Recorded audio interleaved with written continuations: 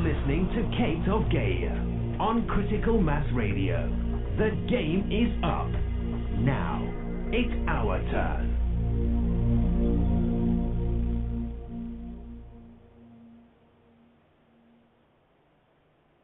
Hello, good evening, everybody. This is Ninja, and Kate will be joining us when she arrives. So she's out doing whatever people need to be doing sometimes.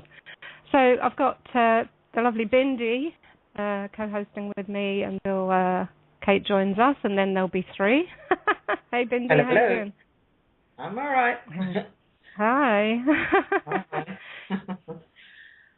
Yeah, we wanted to touch on any number of things this evening, but one of the things that came to mind while I was trying to take a ninja nap, which didn't work because I didn't actually go to sleep,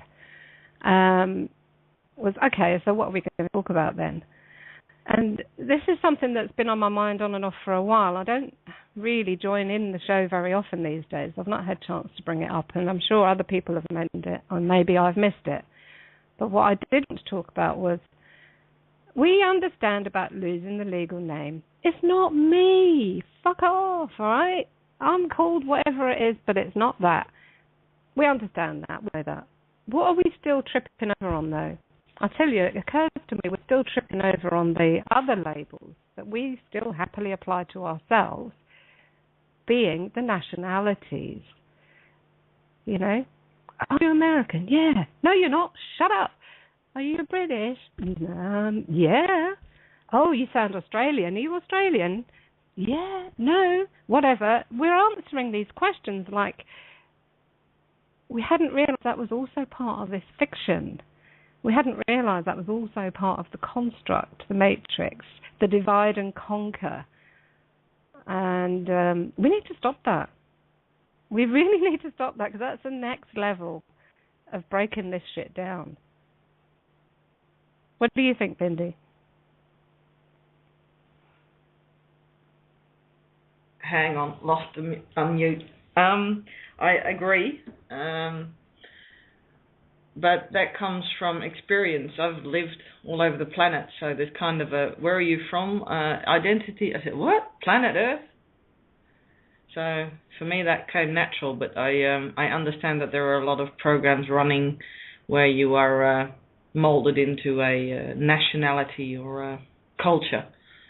I have always had a problem with the word culture and with the phenomenons of culture. Growing up, I'd always kick and scream when I was taken to a church or taken to a wedding or even a funeral. Most of it's all just, made me cringe, and not because these people were wrong or in any way bad people, but the rituals didn't really stem from somewhere inside. They were fear and control based for me, so I basically rejected nationality from the get-go. But yeah, I do see it around me, and I live in a country where it is sadly very strong and a bit scattered, because everybody says there's a Dutch identity, and then I ask, what is it exactly? And then you get a different answer from everybody. So I think, yeah, that proves my point. Yeah, this is it, isn't it? I mean, I bought into the nationality thing, and I've said this a few times for people who've ever been listening to me. I was a good little slave, I was very good at spelling and very good at studying my history, and I loved it all, and I paid my taxes, and I did the whole lot. I did have a grounding from my mother about not doing those things, but that was her story. She wasn't doing those things, but I did. I went the other way, only, I guess, to show myself the contrast between what she was doing in the 70s and where I find myself now. And it's beautiful because it's a full circle, and actually spiraling upwards to further take this forward, this idea of, no, I'm none of those things, and I'm not complying. And here we are still understanding that, and yet struggling to break that hold of identity, of nationality, of You know, the emotional strings that tie us to these labels called country. Country. You know, we love it, don't we? Bust those open. But yeah, that's one I'm still going to be. I've actually managed, I think, recently to really let go of most of that, to let go of the very notion of anything sticking its arse onto me. You know, even the dates. The thing, you know, I mean, I told you the other day, Bindi, when we were having a conversation, that I had managed not to notice in March that it was the anniversary of my mother's passing over. It just, for the first time in 25 years, it just didn't register. And then I managed also, you know, the other day not to notice. It was the day she would have called her birthday. You know, and it's just literally stopping that and saying it's not relevant to me right now, because any individuals that were so important in our lives are still important in our lives. Those dates are irrelevant. They're always going to be important, doesn't matter what day it is. And we need to bear in mind that as we talk about this national identity, this labeling that's in the mass consciousness of everyone on this planet. You know, that is not me. It's nothing to do with me. I didn't think it up. I happened to be, you know, popped out of mum, wherever I was popped out of mum, and it just so happened to be called this place or that place. And yes, okay, I went through a system of indoctrination in that place, and maybe I moved around a bit like you, Bindi, and like I have actually as an adult moved around a bit. And that helps. That actually helps a lot, I should think. You know, the idea of, well, okay, I'm traveling now. I'm learning different ideas of what's normal, different ideas of, you know, what's acceptable behaviour. But there's still, that is always there, isn't it? Where are you from? Oh, especially with me. Being what Kate describes as the two-spirit. In Kate's case, the two-spirit is in the gender identity, and in my case, she told me actually about a year ago when I first started working more closely with her that I was a two-spirit, and I said, how so? Because I just heard her describing herself as two-spirit in their gender identity, and she said, because you're walking between the worlds as well, aren't you? And I said, well, I don't know what you mean. She said, you're mixed race, aren't you? You know, and that's a thing where you walk between two worlds. You can see both sides, you can experience both sides. It's very, very different. And it hit me, you know, that's right. And I've never been able to fit in anywhere, but I could fit in everywhere. It's very, very subtle, and there's a lot of people who are probably going to be going, oh my God, yeah, because that happened with me when she was speaking with me about it. It answers a lot of questions about why you're here and having this experience. And so when I'm traveling, I've got the benefit of being able to, you know, walk into, you know, let's say doors that I wouldn't have necessarily walked in otherwise. But on the other side, there is still that issue of, but where are you from? And if I said England, the next question is, depending on who's asked me the first question, the next question is, yes, but where are you really from?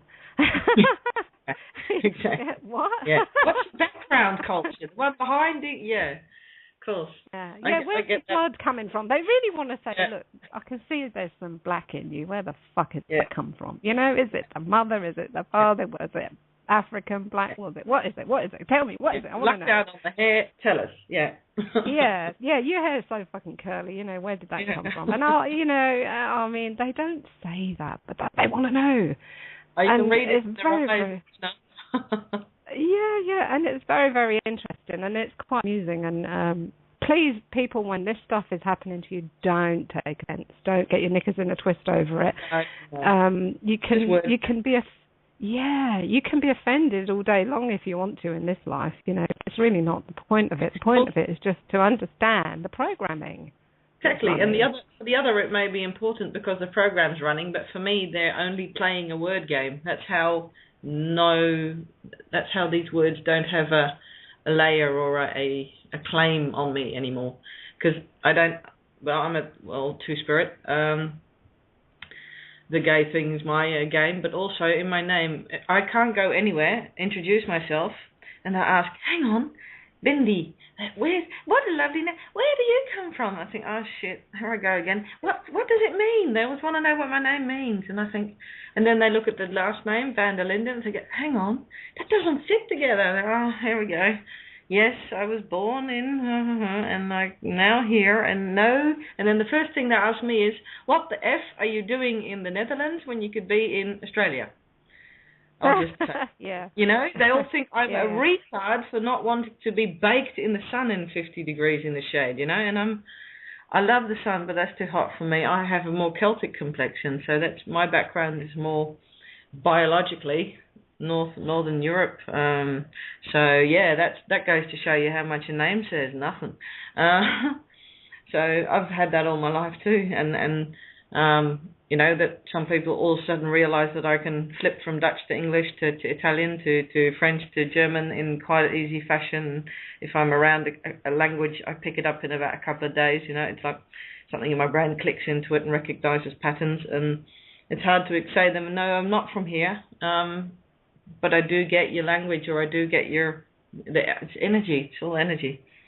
And yeah, so I realise what it's like to look at all the angles from the get-go instead of being programmed into one. But I can't say it's completely program-free because, well, I always believed, well, I have to just try and fit in, you know. I've always spent most of my teens trying desperately to fit in, to connect somewhere, and it never really quite worked. You know, I could make myself fit in, but the connection that was initiated the other way around was barely ever there. I always had to do all the hard work. So, yeah, that's how different and outside you could feel, even though there's a program running.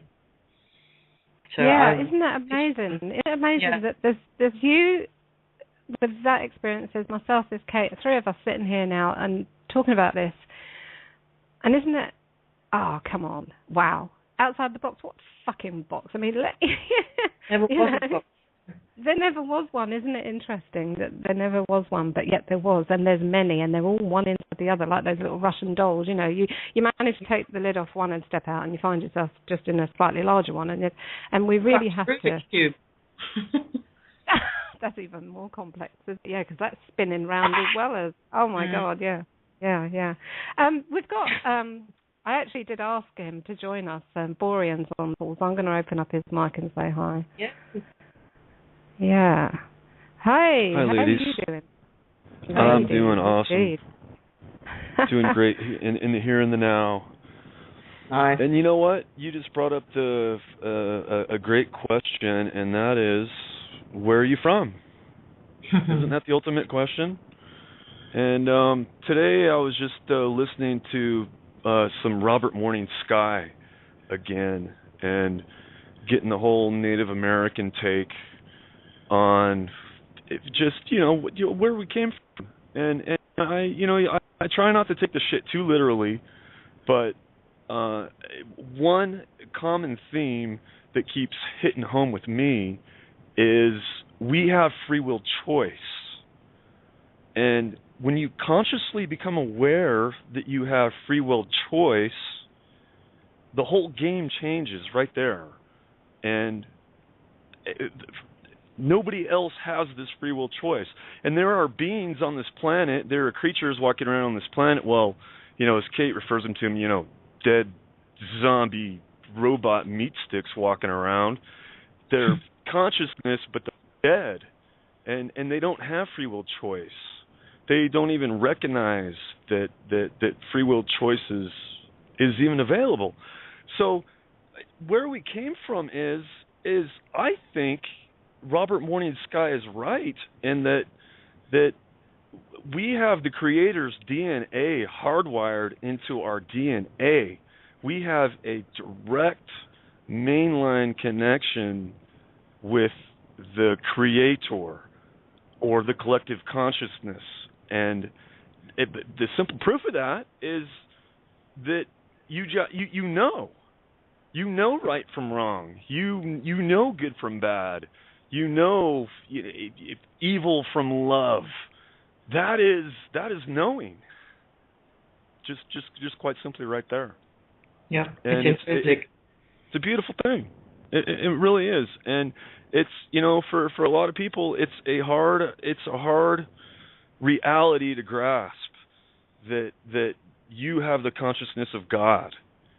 And it's just unfathomable to some people, But aside from that,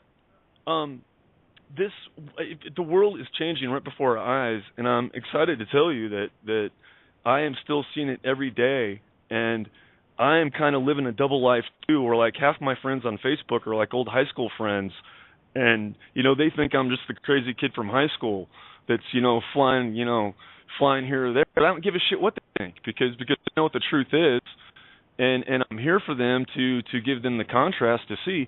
But what's interesting is the people that are coming forward and really taking a look at what's going on here, not saying that they're anywhere close to being to maybe the awareness that we're at, but they're starting to peel back the layers, and it's just surprising to see the the ones that are doing it, and the ones that you think would have been right behind you are the ones that are so far gone in the Whore of Babylon. I don't know if I'll ever see them again, but that's not my problem to deal with. But I just thought I'd share that. And hey, I have another story too. I posted a story on Facebook where I had a confrontation when I was walking down Main Street with my son and daughter. I have 17-year-old twins, and they are wonderful, absolutely wonderful human beings. And they don't live with me. They live with their mother, but of course I get to see them once in a while. But anyway, we were walking down Main Street, headed back to their hotel room, and we were confronted by, I can't call him a beggar because I didn't even think twice. It was just some dude in a backpack, a tall kid, about 25 years old. We just walked by him. Anyways, as we're walking by, my daughter, I need to tell you, she's a beautiful, her friends at school call her the Little Mermaid.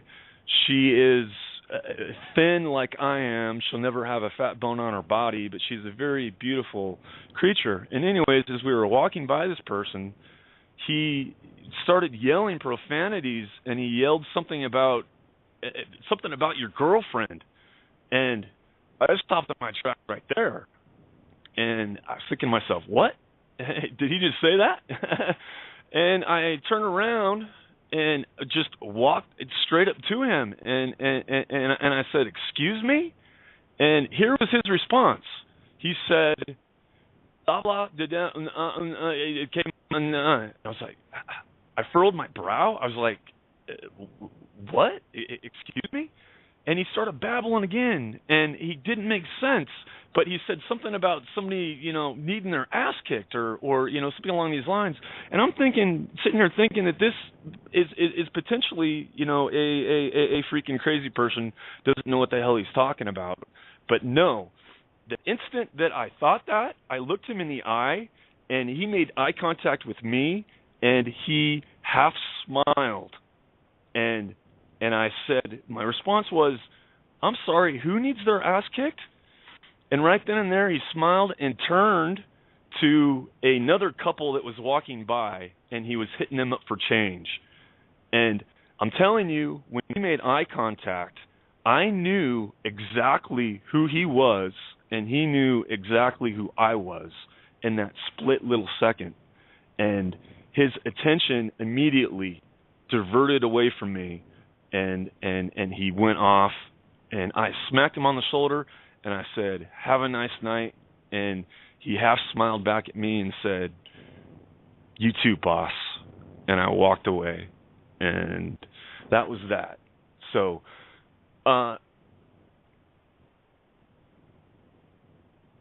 hello? Did I lose you? Nope. Hi. No, it's the mic. Am I still here? Buttons, dear. Okay, good. No. All right. Well, hey. That's a good story. Mm-hmm. Well, then, of course, Mark, this happened last weekend, and then, of course, Tuesday, Mark comes on the show, and, I appreciate Mark's passion and where and what he's trying to do, but he is still kind of caught in the whole duality of the whole thing. Yeah, he's talking about, you know, the masculine side and the feminine side, and there needs to be balance. But I'm saying, you know, bullshit. There doesn't need to be balance anymore. Balance or being off balance has been the problem here. What we need to do is join the two together and make them as one. And in order for us to sustain ourselves infinitely, like the magical dance of nature and the magical dance of electromagnetism, we have to become one and bring the two together. And that's really the main resistance I see in people's minds, that they are still just so stuck in the whole duality of all this shit. And you know, it's a little bit of a challenge, you know, how do we explain this shit, you know, to like an old high school friend that, you know, has no clue, you know? That's really the challenge, but you have to, like with this little confrontation that I had on Main Street, it happens in little moments like that. You have to stand in truth in all those little moments. And yeah, you're going to be challenged, but don't take it personally, because there are a lot of zombie robot meat sticks walking around, and they have nothing better to do but bother you. And honestly, don't take it personally. But it's in those tiny little moments every day that you need to stand up and just stand up and be in truth. And when you do that, the universe is healing itself. Our universe is healing itself. The earth is healing itself. We're bringing truth and honor back onto this planet. And I can't stress enough that it's, you can't buy your way out of this shit. This isn't you know, a buy one get one fucking free. This isn't pray to your favorite god for forgiveness. No, this is, you have to do the work. Every time you're confronted, all these little moments that pass by every day, you have to stand, and you have to speak the truth. And if you don't, you know, that's okay. You know, it's a losing victory. Of course, we all make little mistakes, you know, here and there, and somehow I don't know why, but we tell these little white lies all the time, and we have to stop doing that shit. You have to get a grip on every thought, everything you say. It's come down to that, ladies and gentlemen. This is friggin' Judgment Day, if you will. We are there. We are at the threshold, and that's where I'm at. So go ahead. Verbal sanitation, hygiene, yep. And I've also given myself a bit of a, you know, sympathy vote by figuring out when I'm with other people, if their mind is completely closed, I won't even use any kind of standing or truth. I won't speak. I'll just leave it. When someone's mind is searching, I'll drop crumbs. And when someone's open, I'll engage in conversation. You know, I don't have to stand there and scream truth all day. You know, I'd rather just be silent most of the time and let truth find its way to the people from within themselves. And if they get a glimmer or a hint from me while I'm just living my truth instead of speaking it, I'll get there too. And I do choose my moments to go out and do a bit more than just speaking. I'm more of a creative sharer of truth. And so I think everybody finds their own form in how to be in it and be more yourself than a program. And I think it's a fun journey as well. I'm trying to turn it into a party instead of a chore that's full of pain and full of confrontations and you know whatnot. That is part of the paradigm shift for me. We no longer need fucking Armageddon to get it. We can do it playfully too. You know, I think that is part of the program as well. That there also always has to be suffering to learn and to grow. That we always have to go through hardship. Bollocks! I've rewritten the script. It's a party. Everybody's welcome. Bring your toys, your freak on, everything, the lot. I want it all. Oh, thanks for that invitation. I think I was already there, but I might have been helping you make the sandwiches. Exactly. And to go back to where that's just and the nationality thing, you know what keeps repeating in my mind ever since I've been pondering the question? I come from the sea. I come from the sea. I am the sea. I am Mary. And I'll leave allegory to you all to figure that one out. No, you hit the nail on the head, Bindi. You hit the nail on the head because it's you don't have to be anything special because I'm nothing special. None of us are. We're each our own like little individuals, and you don't have to stand on a soapbox and stand there and yell at people all day. You don't have to do that at all. In fact, they will come to you. These little opportunities will present themselves to you. Exactly. It'll just happen. Yeah. Yeah. But I'm also looking around me and seeing the soapbox version. I've been tempted to every now and then, but usually then I just put on some weird costume and go out flyering and just do it that way, you know. So, but you notice have moments of Harry Pottering around. But most of it's very inconspicuous and minding my own business, you know, and just getting on with it. Yep. And what's ironic about the whole standing on a soapbox and yelling, you notice usually people that do that, you see what happens to them, and I don't mean to point out names, but just like with this conversation we had with Mark this week, and the whole incident with even Santo Spinacci. I mean, this isn't about a matter of right and fucking wrong. It's not. It's a matter of what's the truth. And you don't need to stand on a soapbox to be truth. All you have to do is just be in it. Yeah. And that's different for everybody. And that's fun of it. Oh, we've got a Skype flag between the three of us. Sorry. Go ahead, Bindi. That's all right. I just said, and that's the fun of it, because everybody gets a different end of the stick. There's actually a big wheel. I thought it was a stick, but it's a really big wheel, and we can't see the curve because it's so large. But I mean, we're experiencing this today now, aren't we? And we're all coming at it from a different perspective because that's all we can do. We must do. We are different to each other in that way. But yet there is one common theme, isn't there, that I'm feeling very much, and we're seeing it in the evidence of our eyes every day. When we're interacting on the social media networks, for example, I mean, you can just see it. You can see where people are by every single thing they say, and not only by that, but how you feel when you're interacting. For me, it's very much about the feelings, not quite so much about the words.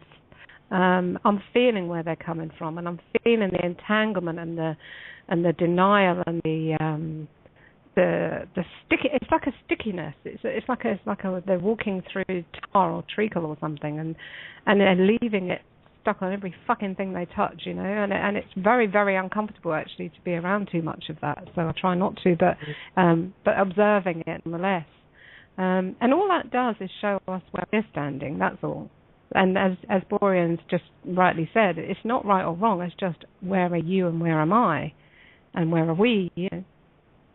And we do bounce off of each other. I know I do. I bounce off of several people just to find whether they're also seeing or feeling the same things, because I want to know, is it only me or am I imagining it? Or I'm checking myself all the time too, because I'm changed daily, I'm sure.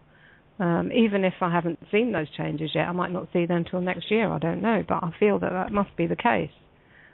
And so it's very important to check ourselves with each other, the ones that we feel we can try to check ourselves against anyway. Mm-hmm. Oh, definitely, I can relate to that, because lately I've been feeling the urge to escape this country, but then today especially my eyes have been opened to all the magnificent changes and shifts that are happening here, so I've got to stay the course. I know I'm not done with the work, but there's also a part of me that just wants to live on a shack somewhere with some cows and chickens and be left alone. But I'll get there. But work to be done. And then today, all these little breadcrumbs, like the story that Kate read yesterday, I think, yesterday's show, about that guy that was arrested for smoking a joint and telling in the Netherlands, telling the police to basically go have a nice day and leave him alone, and they let him go. I'm glad you brought that up because I wanted to air that. I didn't hear yesterday's show, so I didn't realise that Kate had already done it. So that's good because I wanted to air that. Yeah, that's a beautiful story. In fact, I'm gonna just briefly touch on it again for anybody who may have missed yesterday's show. We have one of our brothers in the Netherlands. He's very sweet, actually, and he's very active in the I Who Should Not Be Legally Named group that is on Facebook. And I think he's only been listening about 7 or 8 weeks. He just crammed all this information into about 5 weeks of radio shows and reading. And then he just dealt with some bank whore debt chasers with what he'd learned, and they just fucked off. And then, he said, that was what he shared yesterday, was he'd been out in public, had been driving a car, decided to stop and have a joint, and then the police showed up, and a very, very short story, very short, police showed up, took him away off to the station because he wouldn't give them what they wanted on the street, which was identification and name. But the interesting point that I really want to make very clear here is that whilst searching the car, they found underneath the seat in a bag, which he had forgotten about because he was looking for this himself to destroy it, but he couldn't find it. They found the driver's license and his, so-called real name. And he was like, oh, shit, But anyway, so they had it regardless. They went off to the station. And on the way there, he was saying to them, I want to speak to your head honcho when we get there because, you guys don't know what I'm on about on thing. And so anyway, he gets there and they say, actually, you're going to be able to speak to the boss man. He's coming to see you. Then he does, and he has a short, brief interview with him, and he does the same things again about the name fraud and blah, blah, blah, and apostolic letter and no more immunity for these criminal types that are doing this kind of business. And this guy says to him, right, I'm going to leave you now and go off and find out what to do with you, and you're a very strange man. Anyway, 10 or 15 minutes later, after sitting there trying to control the little bits of fear that were creeping in and standing in what he could hear in his head was Kate's voice saying, do not stand, do not yield, and none shall pass. And he kept him calm by repeating that in his head. And then says,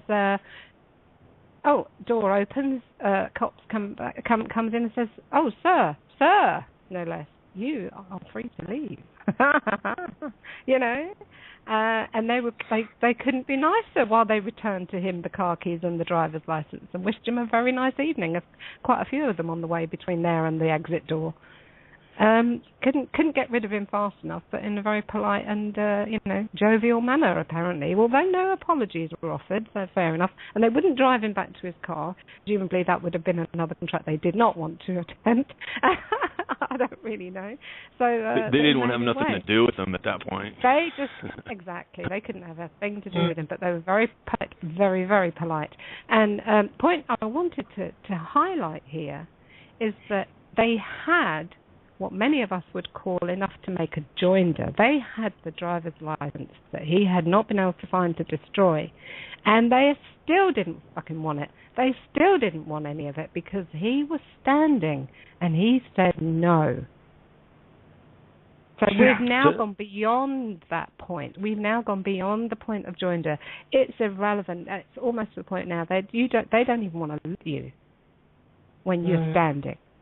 Yeah. No matter what they think they're holding in their hand that belong to that entity they think they're looking for. It's really at that level now where if you know, and you know, it doesn't matter if they're holding something with a name on it. So it's game over. This is the level. Yeah. Yeah, and this is the level.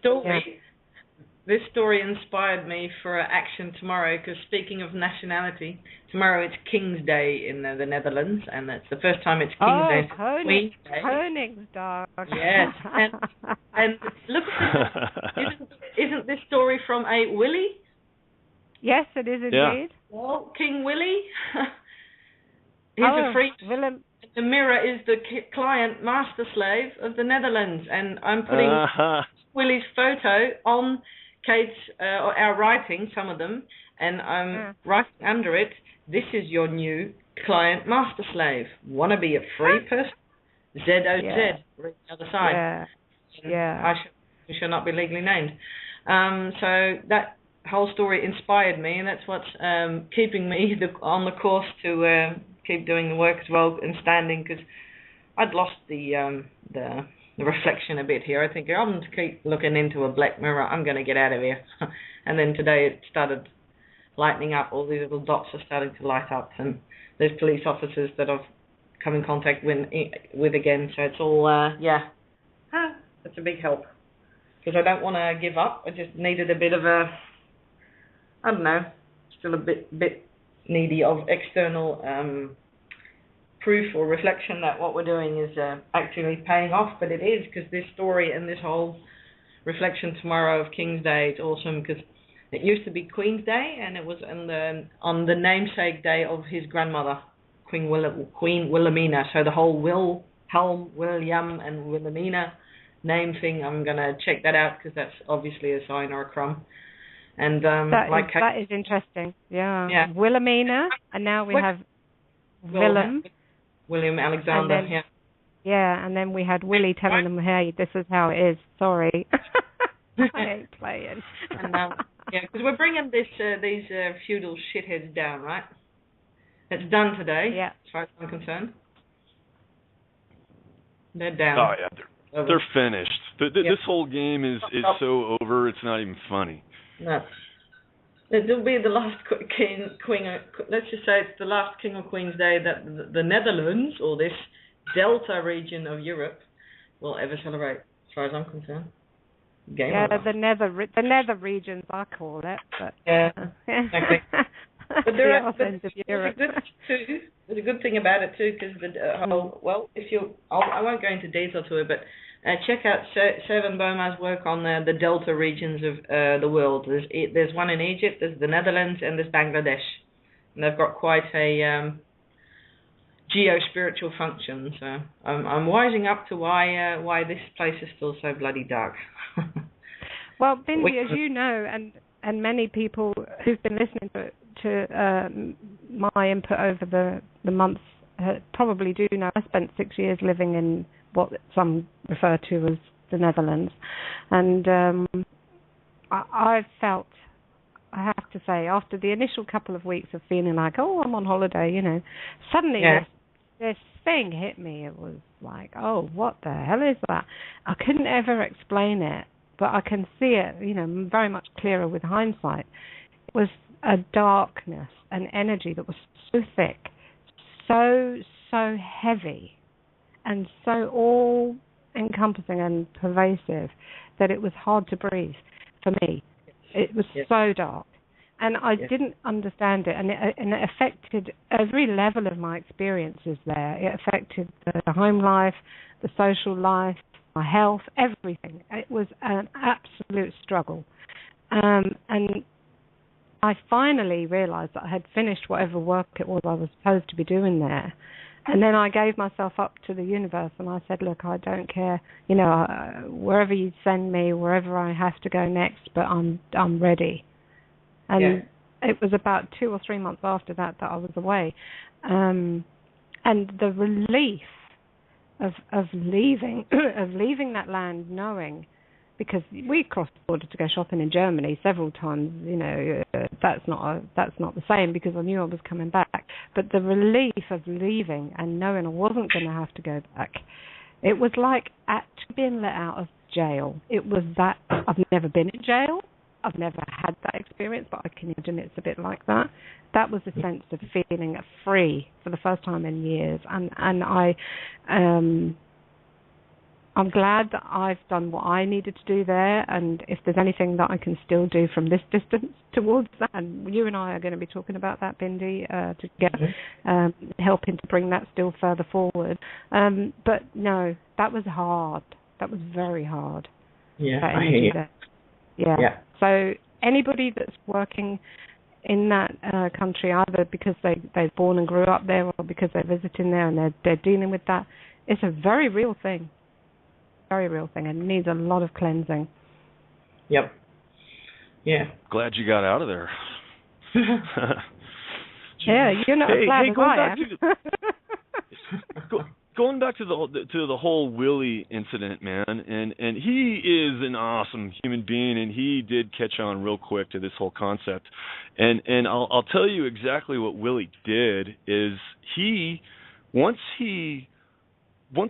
that light bulb went off and he knew what's going on with this whole game, he tested himself, and I did the same thing when I first realized the power of this whole thing, of this whole game. Once you realize you know who you are, and you realize that the dead are working for you, the living, it's kind of a freaky realization to get to, and I ended up testing myself, and what I did is I went to the local Safeway, I went to the local supermarket, and instead of paying for a bowl of soup and some cat food, I didn't pay for it. I just took it, and I walked out of the store, and sure enough, a store security guard was on me the second I walked out the door. And she said, "Can you come with me, please?" And I turned around and I said, "Sure." And she took me back into this little room in the front of the store, and her little buddy was in there. And they sat me down, and of course the first thing they asked is, "What's your name?" And I said, I don't have a legal name. I don't play in the Whore of Babylon anymore. And they were it's like, what do you mean you don't have a name? Well, what's your name? And they kept prying and kept prying. They said, "Well, we're gonna have to call the cops, if you don't tell us a name." Well, I decided to go ahead and educate them a little further, and I don't know why, but I did give them the name that was on my birth certificate. But I said, allegedly, I have an alleged birth certificate with a name that's on it. Do you want that? And I gave it to him. And so he took it, he wrote it down, and the little girl went outside to call the police. They actually called the police on me, but the police didn't. They didn't come down. For some reason, they didn't respond, and they didn't come down to the store. Well, anyways, the girl comes back in, and she was being a hard ass still, and I'm still standing in truth, adamantly saying, "You guys are wrong. I do not consent with this." And I said, "Who's the victim?" I said, "Who's the victim here? I'm hungry. I don't have any money. My cat's hungry, and the soup's already made. Who's the victim here? There's nobody that was harmed." And here's what they told me verbatim.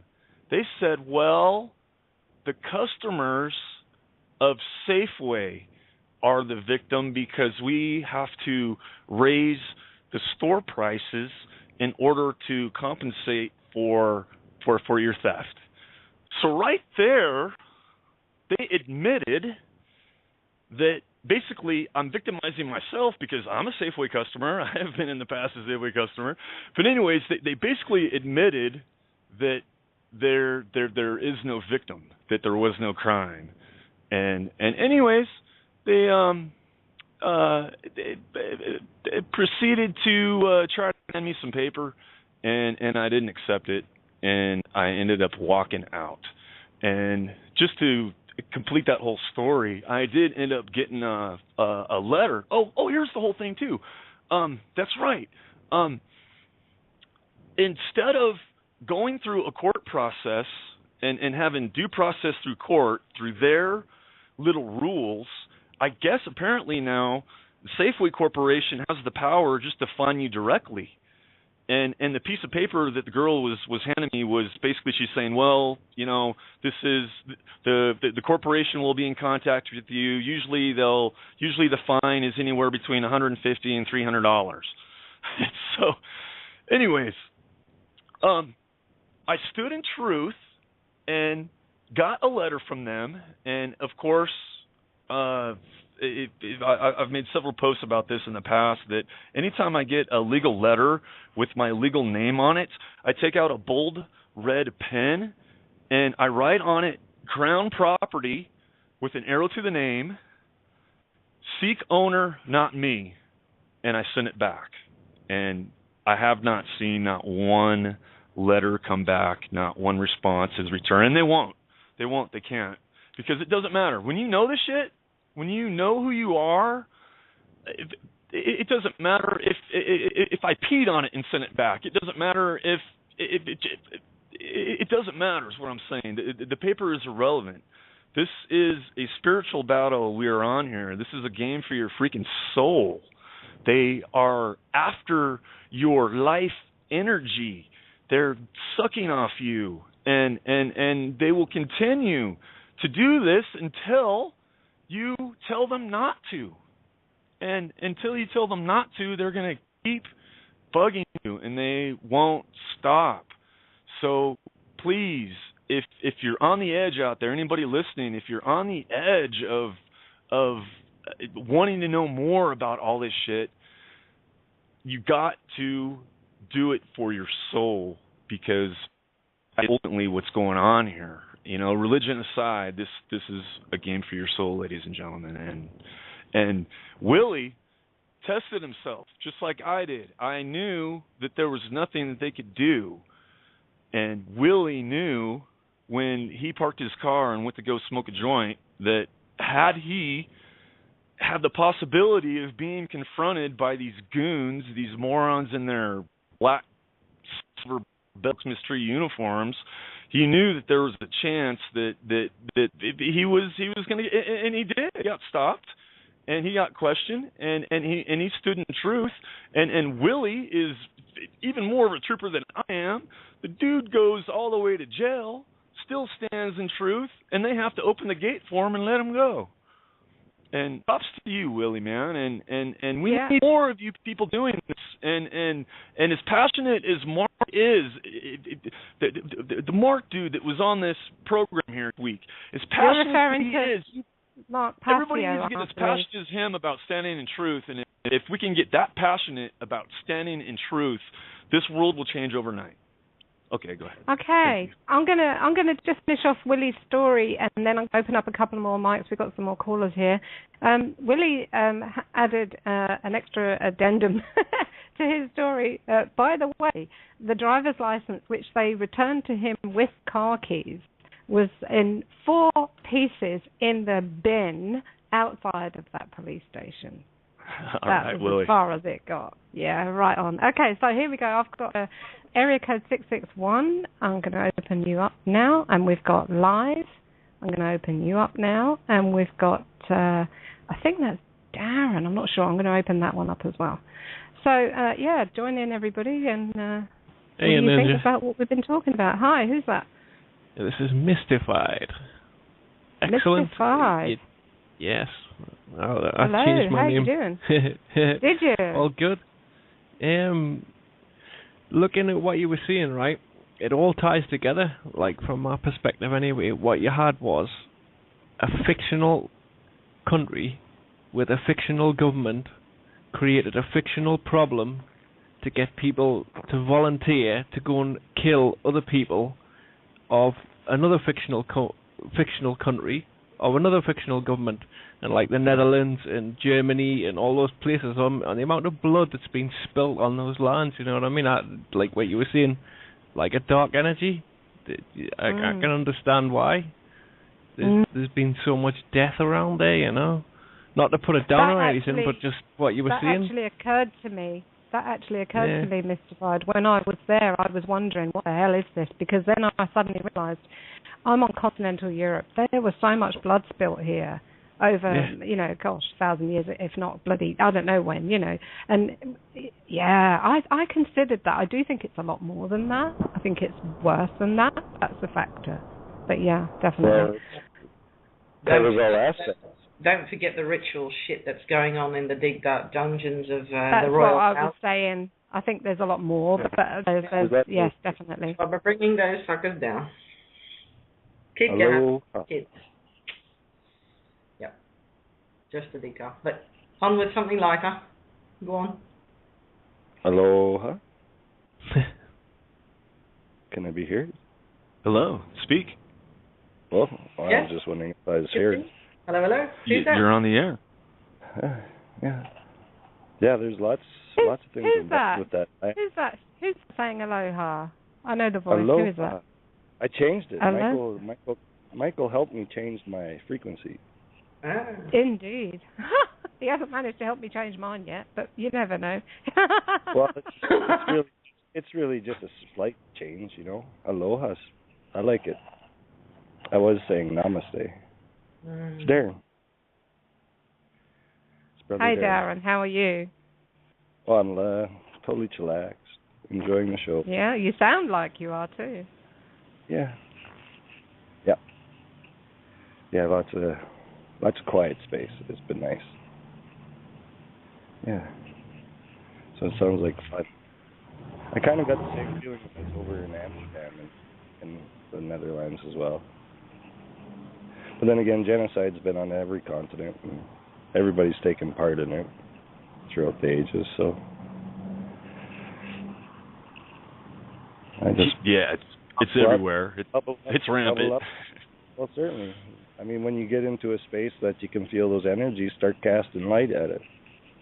Truth will knock it out of its socket. You know? And that's the truth. I'm going to align with these days that they hold secret and counter it. Share the intention that everything that they do is created within themselves, and they can have their wish, grant their wishes that they wish upon others. You know? I'm working with a spiritual gear team. Yeah. Oh, totally. It's called Love, eh? Thanks, Bindi. I love what you do. I love everything you share. How back at you, mate. Yeah. And it's all comes from the center. The moment we recognize when we're stepping out of it, making a definition, we do service. You know, through virtue, there's service. Yeah. Well, that's one thing that does become more conscious. The longer you, or the more often you're able to feel neutral, the easier it is to, how do I say it? It doesn't become effortless, but it is less of a... Well, you enter the flow of it, because everything's a flow, right? Yeah, the neutral is effortless, but when you step out of that to create a new vortex or spin or... because I can sit in neutral all day and be very, very happy.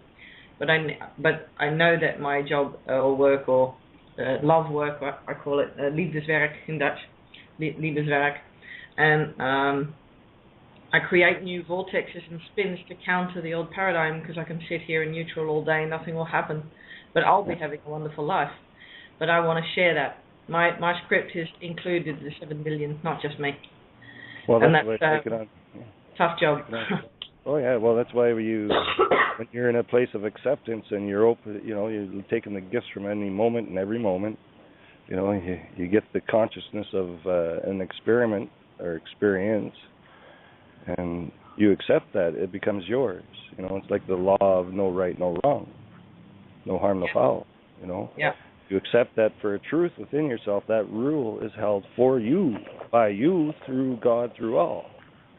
Yeah. So instead of identifixation, you get fluctuation. Yeah.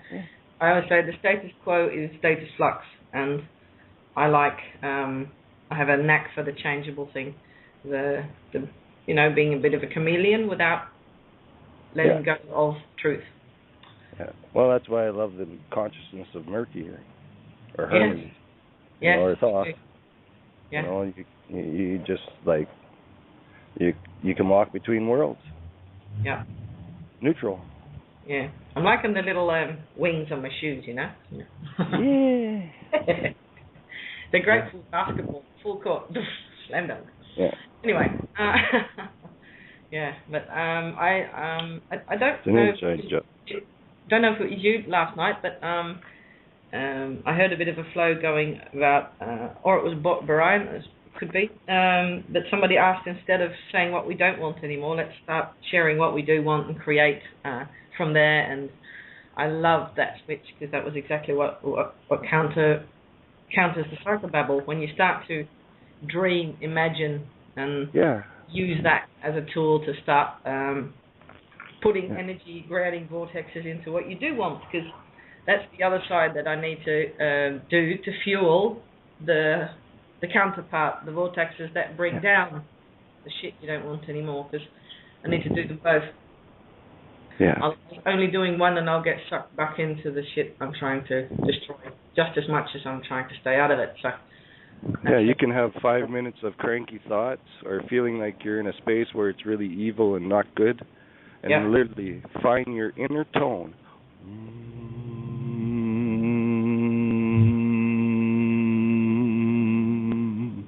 And with the pure intent of standing in truth and in the light, you can vibrate it right out of your space and command that space after that. Exactly. You can actually you can take the truth to where the magi lie. That vibrational truth, your inner tone. I suggest listening to the sun and trying to find your inner tone within yourself. I use caves. It's very fun. Mm-hmm. I do it with... But it's all frequency. You want to stop hearing yourself talk and think about a situation, circumstance, or them or us stuff. Listen to yourself. When you hear it, go, cancel it with a tone, an intent. Did you see that? Oh, sorry, I thought you'd finished. Go ahead. Go ahead. I was just going to say there was a video released, that Ben Stewart, I think, he was at like Santos's house, the ayahuasca healing song or something it's called. Oh yeah. Really good. Really good. There's so much up there, and everybody has one. This is the thing. You can go into a cave or even into a room that has really good resonance and find that inner tone, and you get to a point where you're barely making noise, and you're actually seeing it through your third eye more than you're making noise. And then in this cave that I get to visit, the whole place starts to woo, woo, woo, like the whole thing resonates from nothing, nearly nothing. Yes. Have you seen that temple in Malta? The one where they've got all of the strange shapes and blocks carved out of inside, like deep underground. It's like in granite, and like just one person, it would echo and reverb and over again. So you can imagine if you had like 20 or 30 people down there chanting, it would be the wall of sound would be insane. Yeah. Well, stay away from chanting. I stick with the tone and creating the inner frequency, and it just comes naturally. It takes practice and deep breathing, but you get to a point where you're a tone in the universe, right? I learned it from a monk.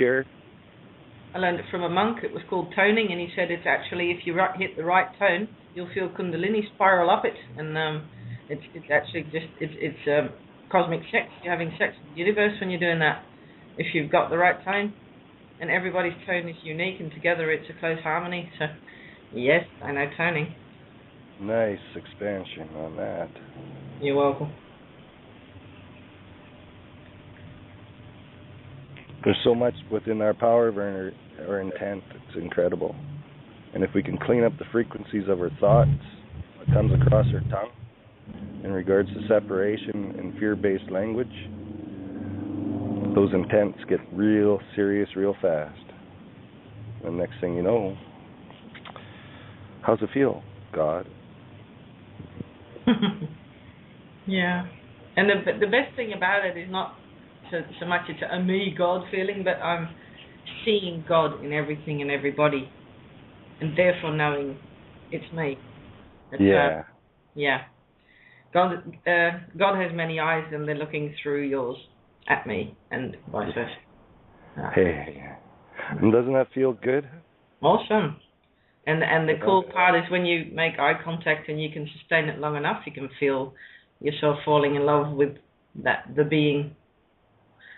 Not necessarily romantic love that's going to, sometimes that can happen too, but most of the encounters I've been fortunate to have experienced where I think what was said before, you meet each other's eyes and you just know who the other person is and they know who you are, and sometimes it feels a bit like falling in love. There's a bit of a bumblebee and butterfly feeling to it, but that's my experience anyway. For some it might be more mental or whatever, but all good. It just depends on your angle.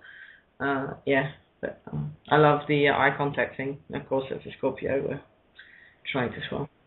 Yeah, you have to be careful. You could turn them into deer and they can walk into traffic. Yes. Yeah, that's what it's like on public transport and stuff like that. Nobody wants to make eye contact with anybody, and they look anywhere but like at another person. They look at the floor, they look at the ceiling, they're looking out the window, they're looking at a little cobweb in the window, and they won't look at people, and like nobody's smiling, everybody's miserable. Like if you go around a shopping mall or something like that, how many people do you see smiling and happy? Yeah. But the whole thing, when I walk into the metro carriage, what I do is then amp up the beam, and people cannot make eye contact. They can't look away, and they end up smiling their asses off back at me and wondering, why am I smiling? And by that time, they can't get the grin off their face. So it's catching. It's like yawning, but only with smiles.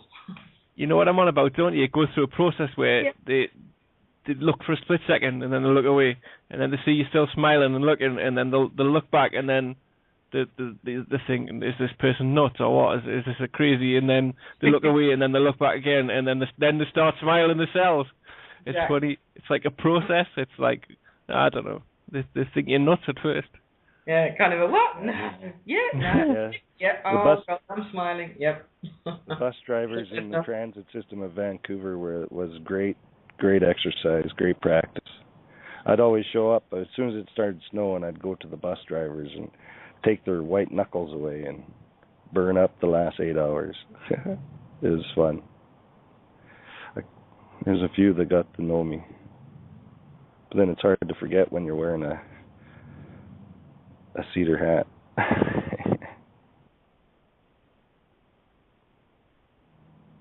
Yeah. Hello. Hello. Hello. Is that Kate's back? Hi, honey. I'm home. I made it. Hi, honey. Welcome home. Oh yeah, that was fun. We had to get some groceries and a few things, and it was just nice to know the board is always covered. And thank you guys so much. It's told you it's your table. You don't need me. I'm just a mouthy tranny. Hey, I did have a few things that I talked to a few people today, and ideas came up here. And one of the things that I thought maybe I'll throw out and see what you guys think. We talk about being empathic, right?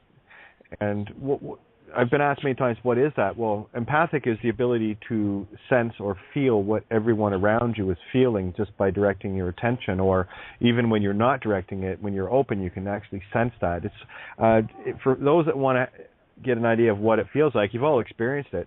It's like when you've been in say you've been in a room somewhere and someone walks in that you don't know, and as soon as they enter your space, you don't like them.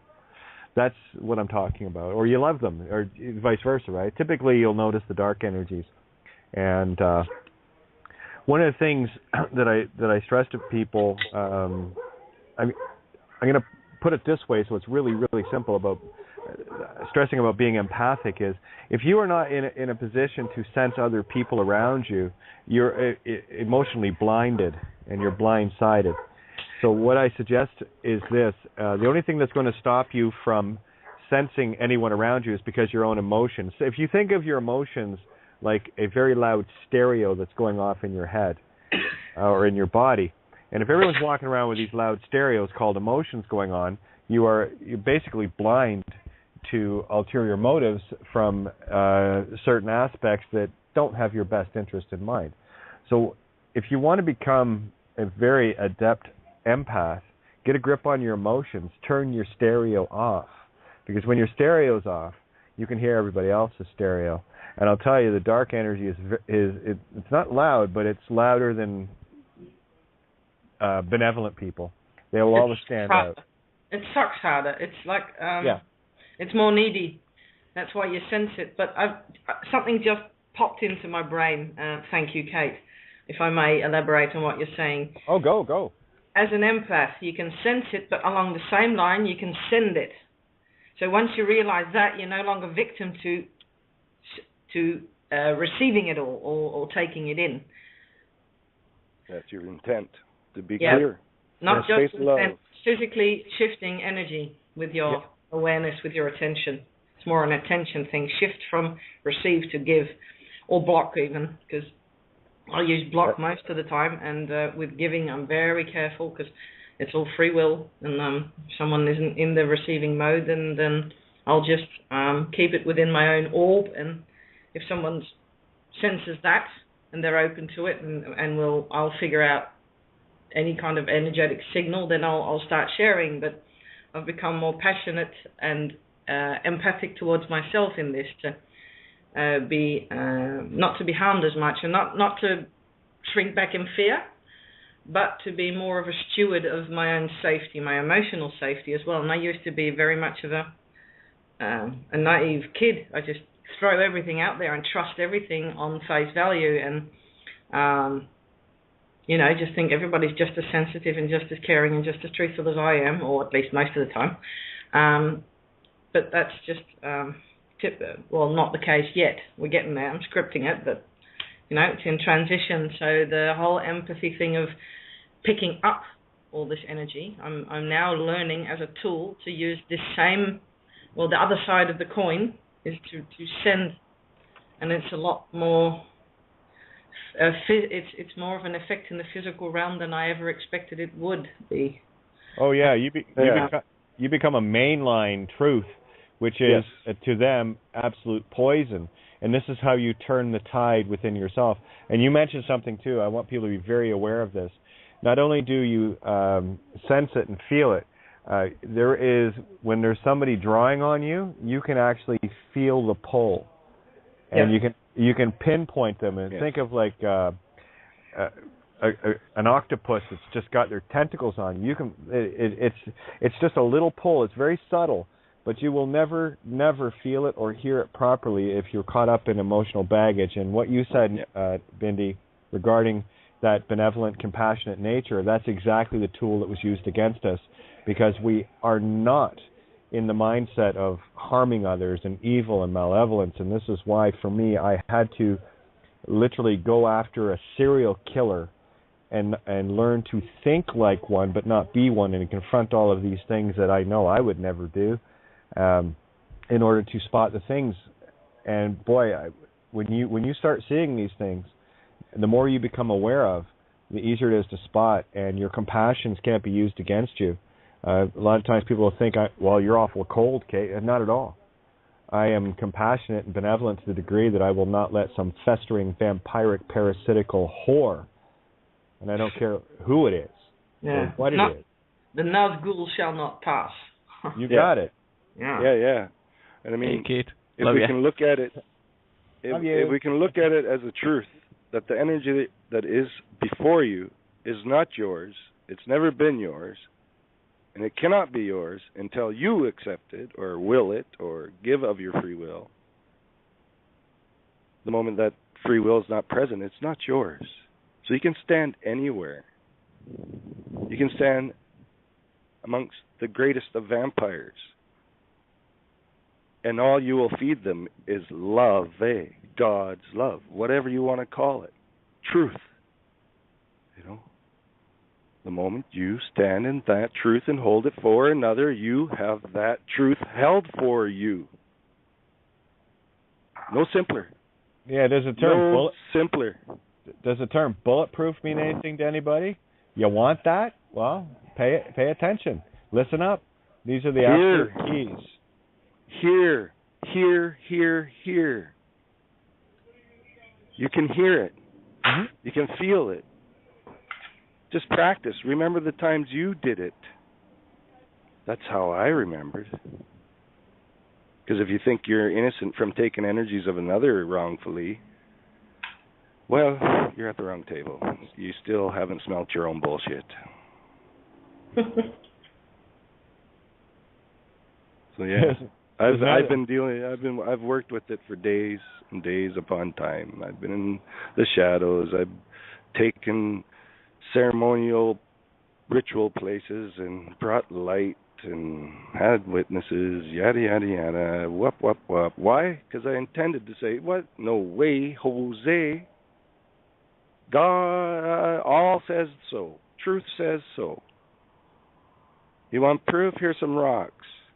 I'll put some rocks in there. Well, you can't find these insignificant rocks, so they're insignificant to you. Intent is beyond what your eyes can see.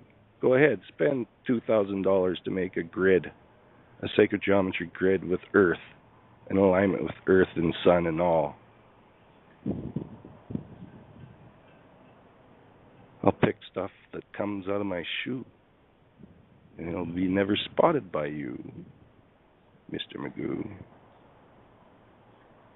Intent is beyond knowing anything. As long as you think you know, you are limiting yourself to truth.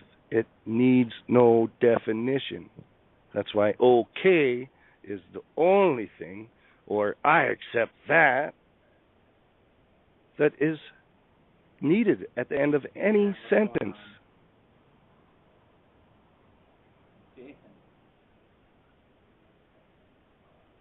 Yeah. Well, I think it's a fine line between figuring out the pull or figuring out where it's mirroring the equal amount of fear or pull I have about something on my end of my side of the mirror. So it's still always a reflection. And some of them are a lot harder for ego to accept that they're also my responsibility. Yep. I had a great question come up today on Facebook, John Curran Chapman, and I do want to address this because it ties back into the other night. And I just want to tie up this one loose end to at least share my perspective on what it means to be bulletproof on the ethereal level. And I can't make this any clearer. And I'm grateful for this question and the perspective that John's sharing in it, because it comes from both sides, and just looking for an opinion on it. So I'll give my opinion on it, and you guys can give yours and whatever. But here was the question. Not really. Well, it's a question and not a question at the same time. Anyway, a few non-combative and sincere questions for God. That's all of us. Since you are God, would you have me throw away the only means of defense against my enemy who wants to be master over me? Should I not expect violence from my oppressor? Is using force to stop violence proper? What mechanism, who, what, how, is going to actually bring about the spiritual and physical change we desire? The spiritual only? Would it be natural or unnatural for a non-egotistic person to wield a weapon in any circumstance? In any circumstance? Do you truly feel that this thing and these people are going down without a fight? Is it not a proper role for awake humans to literally fight physically for their freedom? And they're all basically the same question, just asked in many different ways. I don't want anyone to think that I'm just starting up disagreements for the sake of chaos. No, John doesn't do that. I really don't know where you on the board stand on these issues, specifically not an ethereal explanation that can be interpreted in several ways. I really, and capitalized, really want and need to know, because there is a huge chasm of misunderstanding on this subject by a lot of people, including myself. I see this as a spiritual and a physical issue that must be dealt with in a spiritual and physical terms. It's true, we've seen massive results from our spiritual battle over the last couple of years. Is that all it's going to take? And the simple answer is yes. And I'm going to tell you why. You see, physical, let's go logical on this. This is where the ego loves to be, so I'll hang out with logic.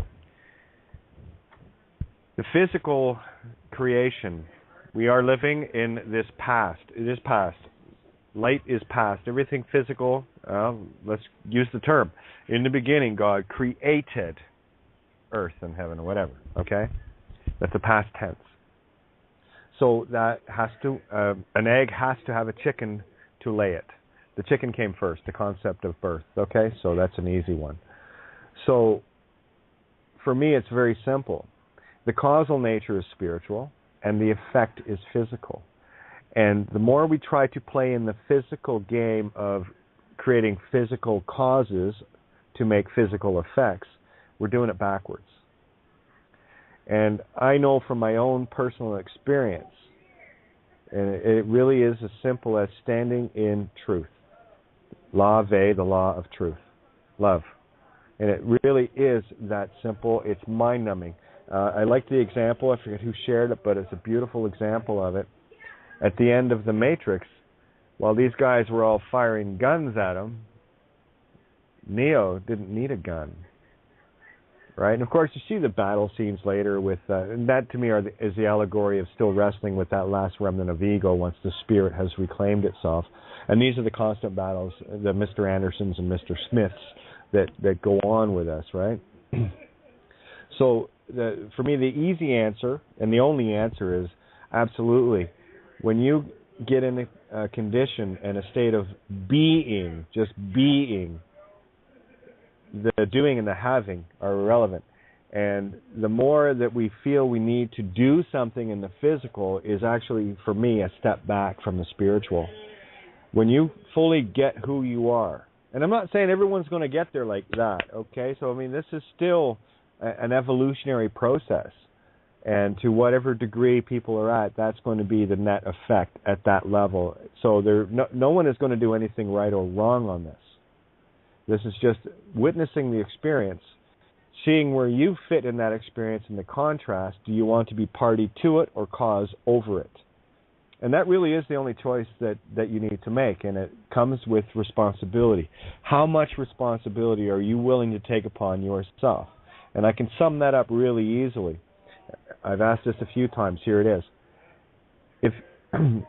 If you could right now have every thought in your mind manifest instantly in a complete God mode condition, would you do it? Me? Absolutely not. Only a psychopathic ego would say, yeah. And then, of course, just imagine every thought you have. Take 5 minutes, and every thought you have is creating something, which it is. It's clamped down right now. That's the joy of this, right?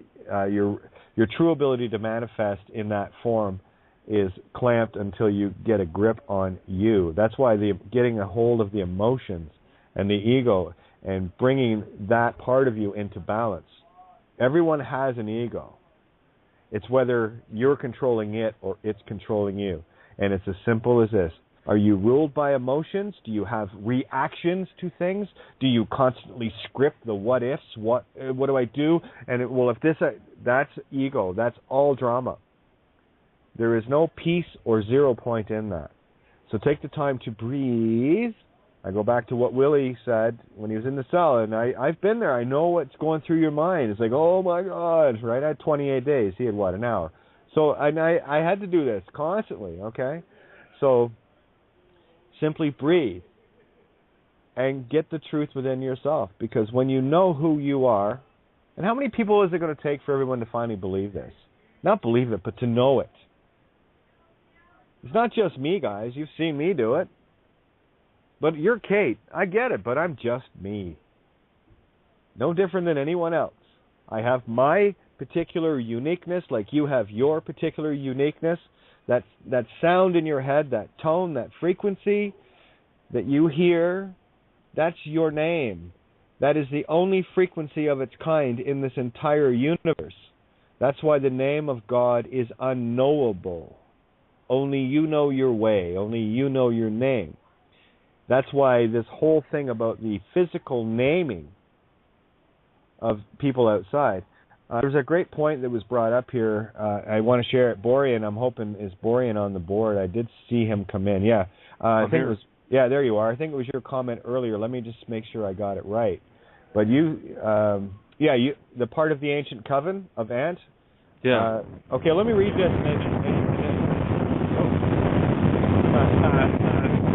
Looks like we're nailing something home. Lots of wind, guys. 1 sec. Yeah, that's all coming on Borean. See that?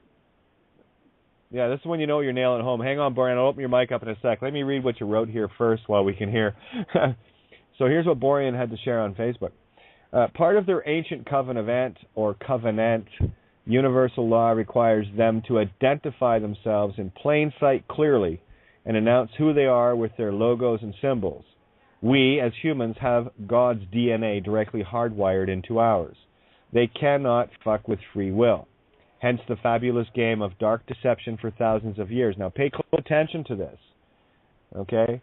Universal law requires them to identify themselves. This is why they want us to identify ourselves to make us part of their minions. Right? That's your devil tag, if you will. So I'm going to try. Oh, we lost Borean there. Oh, my phone's going off. What is it about people wanting to text during shows? I cannot figure this out. Like this, guys. Unless, well, I guess we're going to ask a question. Oh, there we go. All right. Anyway, I'll just see if we can get Borean back on the table here. But that's a very critical thing. So the name is actually what you're saying is you're a demon. You're identifying with demons. That should probably make you feel a little unfucking comfortable. Because demons are under free... well, again, it's like this. If you consider it a prison planet, all the prisoners must have name tags to openly identify themselves. Oh, there you are. Something up with your Skype, Borean? It's a windy day here, so it's probably messing with my connection. I actually have a satellite internet connection. Okay. But can you hear me okay right now? Yeah, right now. Because I just want to say that I forgot what I was going to say. Go ahead. It's about the covenant and the identifying with the demons are they must identify themselves. Oh yes, yeah. They're imposters. This is not their home. They don't belong here. So they have to identify themselves. And they have to, like you have said all along, they have to be invited into your lives. Otherwise, they don't even exist, unless we allow them to. So there you go. So who's creating the demons and maintaining them? We are. Time to maybe stop doing that, huh? Just a thought. Yep. Yeah, it is a choice, and you get to choose in every moment. Yeah. I'll hammer it home one more time. In the middle Every of the time you hear yourself create separation and a definition of another outside of the self, no matter what the situation and how freaking righteous you feel you're being, because you're full of divine love and light, you are supporting exactly that. Mm-hmm. Choose you. Yeah. Hey, and back to what Kate was saying about the duality that we're stuck into here too, and I don't even like using the word balance anymore, because what we need to do is we need to make the two one, because the physical and the spiritual are actually one and the same, and they have been split apart unnaturally, and we need to bring the two back together as one instead of being two dumbbells. You know, that are heavy on the ends, and there's a very small balance point. You need to bring the two ends together and make them a sphere again, so it can spin freely and properly and naturally. That's what happens when you balance them, because when they get balanced, they just come right together automatically. But until people understand what the ego is, it will never get into balance, because it's constantly being overweighted on one side, and that's what's creating the duality. So when you find both sides, that's when they just slide neatly together. This is what when I talk about the oil and water, one on each side. You are that absolute middle between them, and you are the glue that brings both the oil and water together. You are the energy gap between them. So when you neutralize that 0 point, that's what actually happens. Yeah, I just turned into the central sun and let it all spin around me. The spiral is where it's at. Yeah, well put, Borean. That's a great way to put it. Again, I talk about balance. You're absolutely right. The balance is to bring things back into equilibrium, and when you do, that's when the two spheres join together. Beautiful. Yeah. Because you're right, the physical and the spiritual. The physical is the shadow of the spiritual. They're one and the same, equal and opposite at the same time, in a perfect singularity. That's why I know bodies are immortal. Everything is energy. That's what we do. We are energy. That's our essence. That's everything around us, connected to everything. And when we finally get these things into balance, we bring that energy back. We're immortal, guys. And I'm not talking from the physical standpoint of needing to mess with the DNA and stuff. You don't have to. That's like trying to prove the egg came before the chicken. Well, where the fuck did the egg come from? Right? You know, So it's again, put it 180 degrees in the mirror and you'll see it, and it's just mind-numbingly, oh my God, this was so easy. And that's what we do here every night. More and more people are coming into balance, and you're feeling all of this. I got to say, the other night, it was just beautiful to watch the table in perfect equilibrium with itself. And as soon as that negative energy came in, everyone lit up. Everyone felt it. That's the equilibrium I'm talking about, of us walking shoulder to shoulder. It's like, one blip and the whole radar jumps on it. Thanks for choosing you. Exactly. Thanks for choosing you. That's all we can say to each other. Thanks for choosing you. Well, the designer of the yin-yang symbol wasn't so stupid after all, was he? Was she? Oh, God, no. And then when you start folding those in and out of each other, then you see the true Anu of the feminine spin and the masculine spin at the same time. That's what the Earth is. Everything that's spinning is turning in two directions at the same time, revolving within and without itself. This whole universe is a perfect singularity in a mirror of duality. I remember my physics teacher asking me this question. Do the clouds spin around the Earth? Does the Earth spin in the sea? Or do they all rotate together?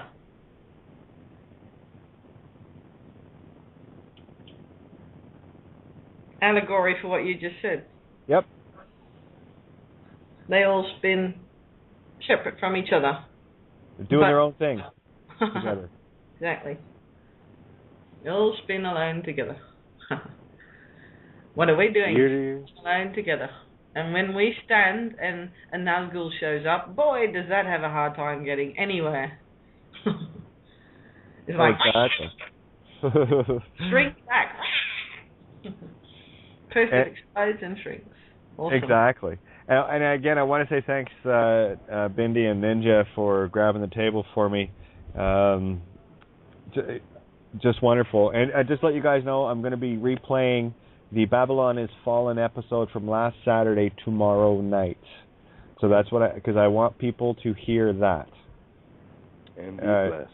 After the week that we've had, this needs to be drilled home even further. Oh, by the way, I had a text from, let me just share it with you. This came in 2 days ago. It's like, no, we're not coming together at all. Here we go. Hey, I love Mike. Hey, brother, sister, bro, star, sister.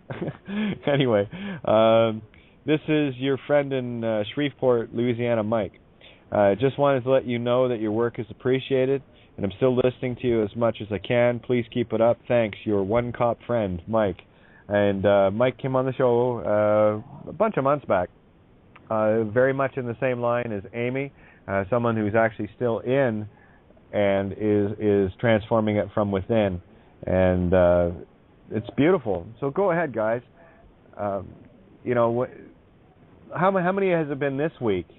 We had probably about never mind the Mike and Amy coming on the table, but look at outside. Look at the effect that Willie had.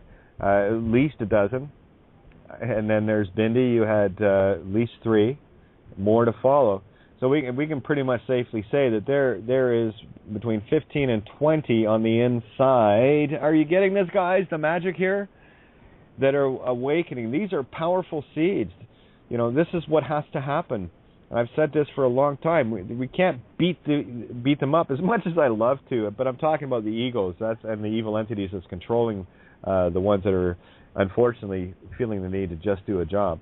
But again, I'm going to call everybody out to the point where you're going to wake up and realize the just doing your job thing is killing you spiritually and physically, not only you, but your family, your friends, your community, and humanity as a whole.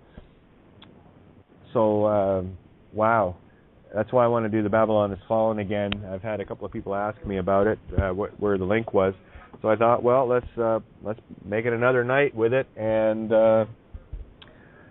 for me, it was a 2-hour run through of the whole essay that I think, and I listened to a little bit of it because I don't always get a chance to listen back to what I say, and most it's really funny because I'm listening to it. Did I say that? Wow, that's kind of neat. I'm not kidding. It's funny. That's downloading for you. Yeah, it's really neat when you listen to yourself and you don't actually really remember it. It's like, wow, Yeah. I said that? That's your cab driver talking for you. Yeah, isn't it great? It's awesome. Yeah, it's really neat. I always know when the cabbie's there because I just kind of don't. I don't have to. It's beautiful. I don't have to think. I just kind of go, "Bruh," and there it is. It's really, really neat. It's so cool, and everyone can do it. It's magic, guys. You just got to shut the left brain down. Yeah, it doesn't. That goes spiral instead of circular. I keep coming back to spirals the whole week. It's oh well. Sorry for repeating. No, it's all good. No, I'm not sorry. Of course not. No. Exactly. And that's how easy we can self-correct right there. Thank you, Bindi. Oh, no, I'm not sorry. No contract. No contract. Self, did you? Good job. I caught that one. Yoo-hoo! Back in your basket. Yeah, you have that conversation with yourself more than enough times, and a police officer walks up to you, and you're not ready to sign everything over yet, but yet he walks up to you, and you have that conversation with him, he'll walk away from you. Yeah.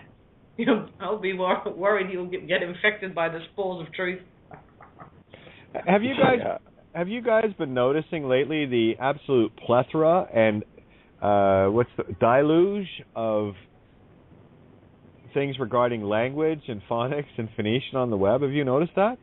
Yeah. It's blowing up. Oh, it's like huge. It's tragic. It's like, wow, everyone's talking about phonics and language right now. This is perfect. Expanding. Yeah. Awesome. It's taken days before I see what I'm looking for that have called in. That's why I said duck. Moments where, duck. You have to duck when we have people deliver stuff at us. Let them carry it, because it's like a boomerang. They'll let go of it, but it's coming back. It's beautiful to see the recovery. Oh, it's awesome, just link after link after link. And it's very, very, never mind the stories this week. You guys have just been incredible. I just love it. Like Willie's story in particular, Bindi, yours. I mean, the shit doesn't get any better than that. Like, how much more proof do people need that with no name there is no contract, and all you're going to get are smirky smiles from chiefs of police, and out the door you go because they can't parasite you. Yeah. I think it's fun. Definitely. It's freedom, isn't it? Oh yeah. And you get to do it with a big old smile. Boy, that's rough. Yeah. I mean, that's the toughest day at job I've ever had in my life. It's also the most rewarding.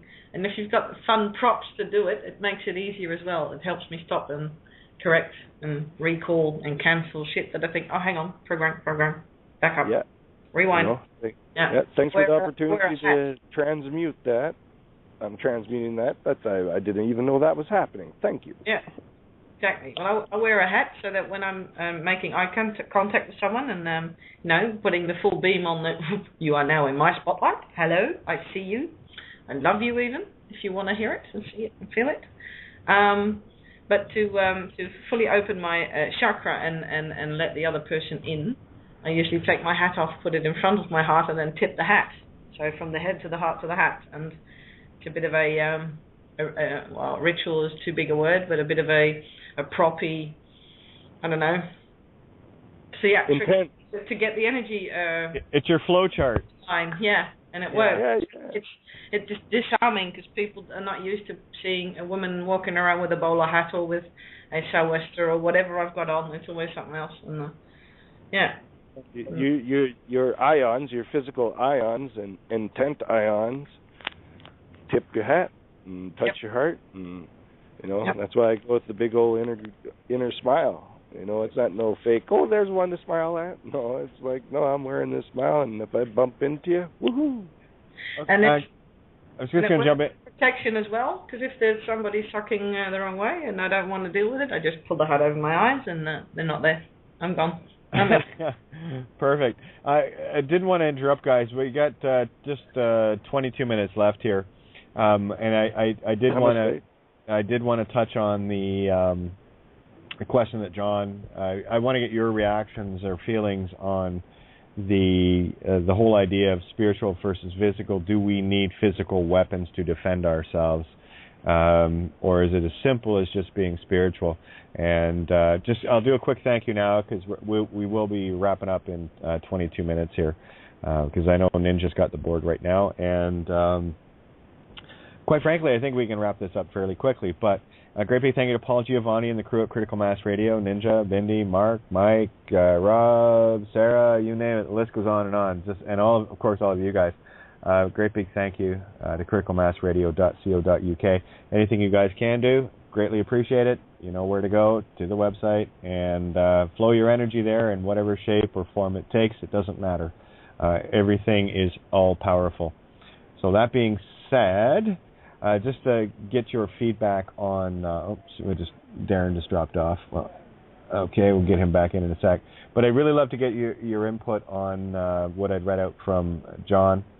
If you want, I can just quickly skim a couple lines out of it for a memory refresher. But basically, it is, I'll read the last line of it. I see this as a spiritual and a physical issue that must be dealt with in spiritual and physical terms.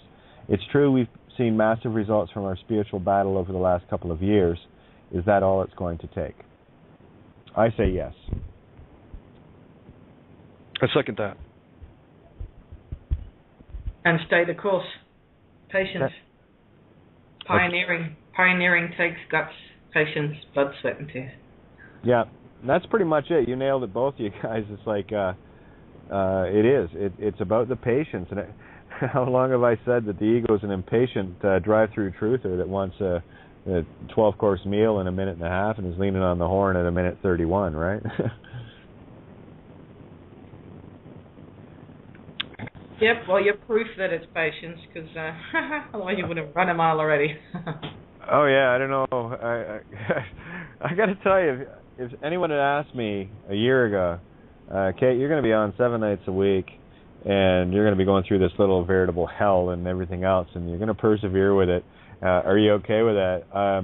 2 words come to mind immediately. The first one is fuck, and the second one is no. Are you? So I'm being brutally honest. I tell you, I've said this before.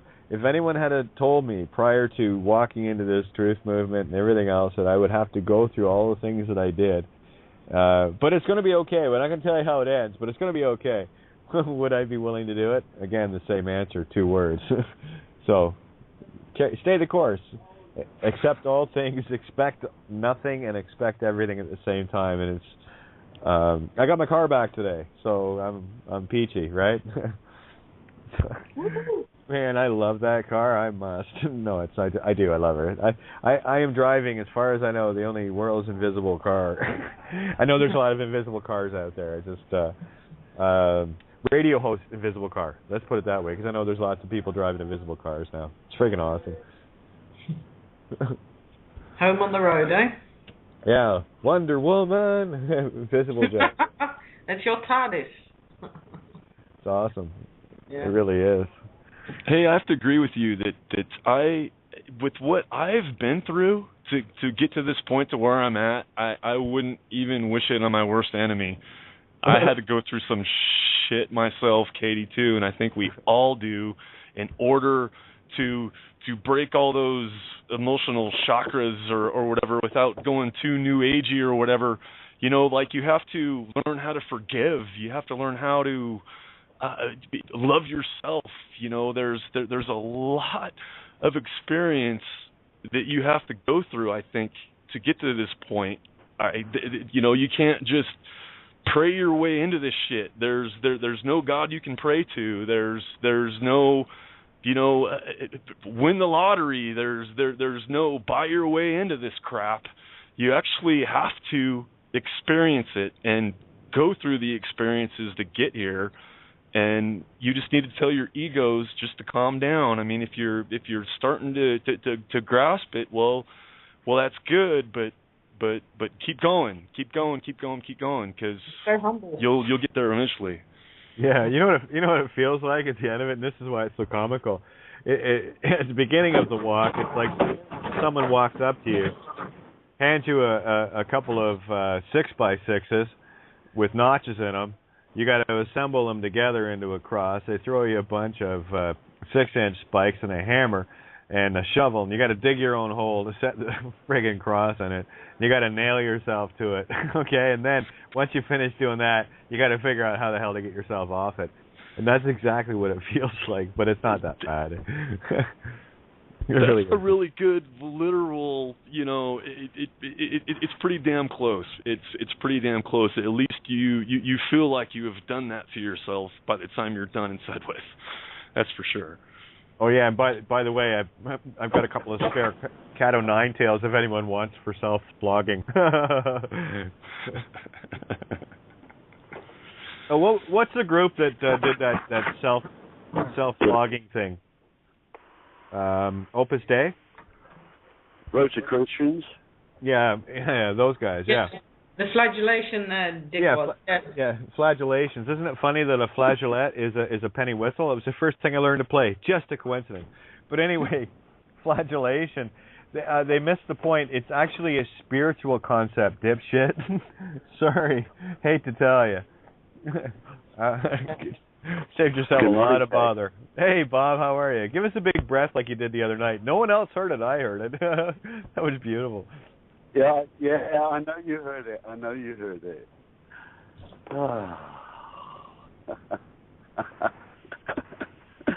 Yeah. I heard that in the middle of, I heard that in the middle of the chaos of the other night. It was so funny. Yeah, I heard it too. I didn't know who it was, but I heard it.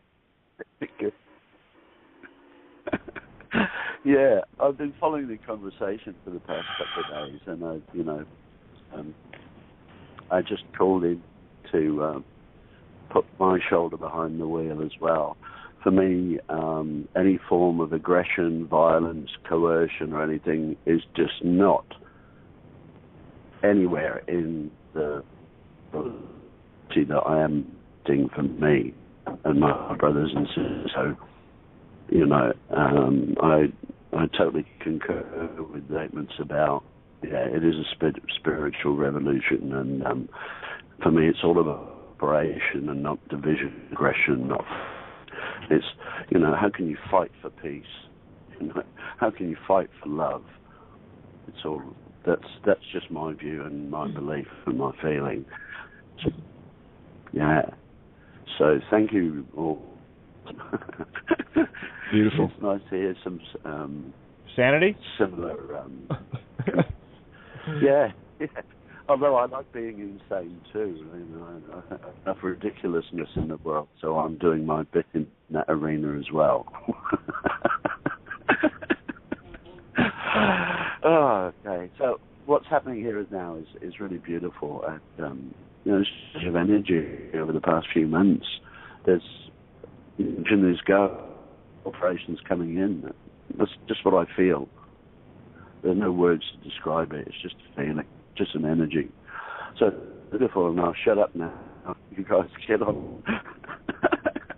Don't ever shut up, Bob. Don't ever shut up, man. Love you, man. That's great. Love your insanity. You know me, Kate. Yeah. I'm so happy just sharing my truth. And I'm so happy just hearing other people's. And especially, I love connecting with people that are passionate about their truth. And one thing I realize is that truth is wonderful, especially when the person that's passionate about their truth realizes that their truth is just simply their truth. It's not my truth, and I'm passionate about truth. Yeah. It works for me. You're right. Truth belongs Vive to la all. difference. Yeah, vive la différence. Yeah. Way to go. Yeah. That's what makes me unique. That's what makes us all unique. Our differences. Why do we fight over them? Let's celebrate them. Hey, I'm different. Isn't it great? Yeah, wow, fantastic. I can't understand the concept anymore. It's just like, where did that one come from? What's there to argue about? You're different. I'm different. Beautiful. End of story. Woof. Just imagine how romance would work out. The same. Act. Yeah. Yeah. Well, that's what I'm hanging out for. Is that Ninja or Bambi? That's Bindi. Ninja Bambi. Bindi, sorry. I watch too many cartoons. Yeah, what I'm hanging out for is my next partner of conscious intention, conscious life intention, and we'll compare our intentions, and if they align or urgent, then there's a good chance that it's a sustainable relationship. It'll be interdependent. It will be, but totally based on honoring our differences. And anybody that approaches me that thinks, oh, I like that about Bob and I like that about Bob, but I'm going to change this, they're not even in the race. They're not starting gate, because I am totally content with who I am, and I know who I am. So, if anybody's sailor in the Whitsundays, here I am, but those are my terms. Fair terms. Accepted. Here I am. Okay, deal guys, with it. I've got things to do. Yeah, catch you later, guys. It's always a pleasure. Thank you, Bob. Always a pleasure indeed. Nice little breath from down under. I love that. How's Barnaby doing, by the way? He's awesome, it's a benefit because he gets fun out of me sharing on these shows as well, because he thinks we've got visitors. He's on a show himself. Beating up his squeaky toy. I've got cottonwool all over the boat. It's like living in a snowstorm. But we're having a ball. Apart from the fact that Barnaby's neutered, so he doesn't have any balls, but you know what I mean. We're having a ball. Yeah, that's why he plays with the external ones. Yeah. Our life's just blissful. Very blissful. Yeah. Absolutely. Okay, it's coffee time. Yes, it is. Guys. All right, much love. That's awesome. And Randy, you jumped in there. That's awesome.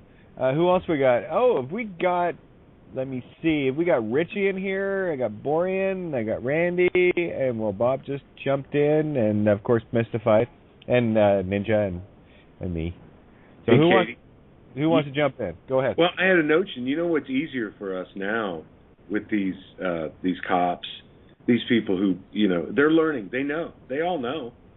Is now they're not killing the so-called free men or sovereigns or whatever, the militia guys. Now they're beings. They're sovereign beings, and they know these people know. They're not beating them up. Like how many people do you and I know who were earlier on in this movement were getting beat the fuck up and end up dying, 8 months later because they're in ICU and all this stuff. And that's not happening. It's not going to happen. We have it so much easier now. So much easier. Just send in your stuff. Stand in your truth. It's so much easier. And it's fun. You just do it with a fun little smile on your face. They know you know. Ain't nothing they can do about it. It makes a wry smile and send him on his way. No? There's nothing they can do. Remember, we got watchers besides the station here, and from the inside too. They all want war principalities. We are the what's the word? We're the wild card game, boys and girls. Younger. Just wild.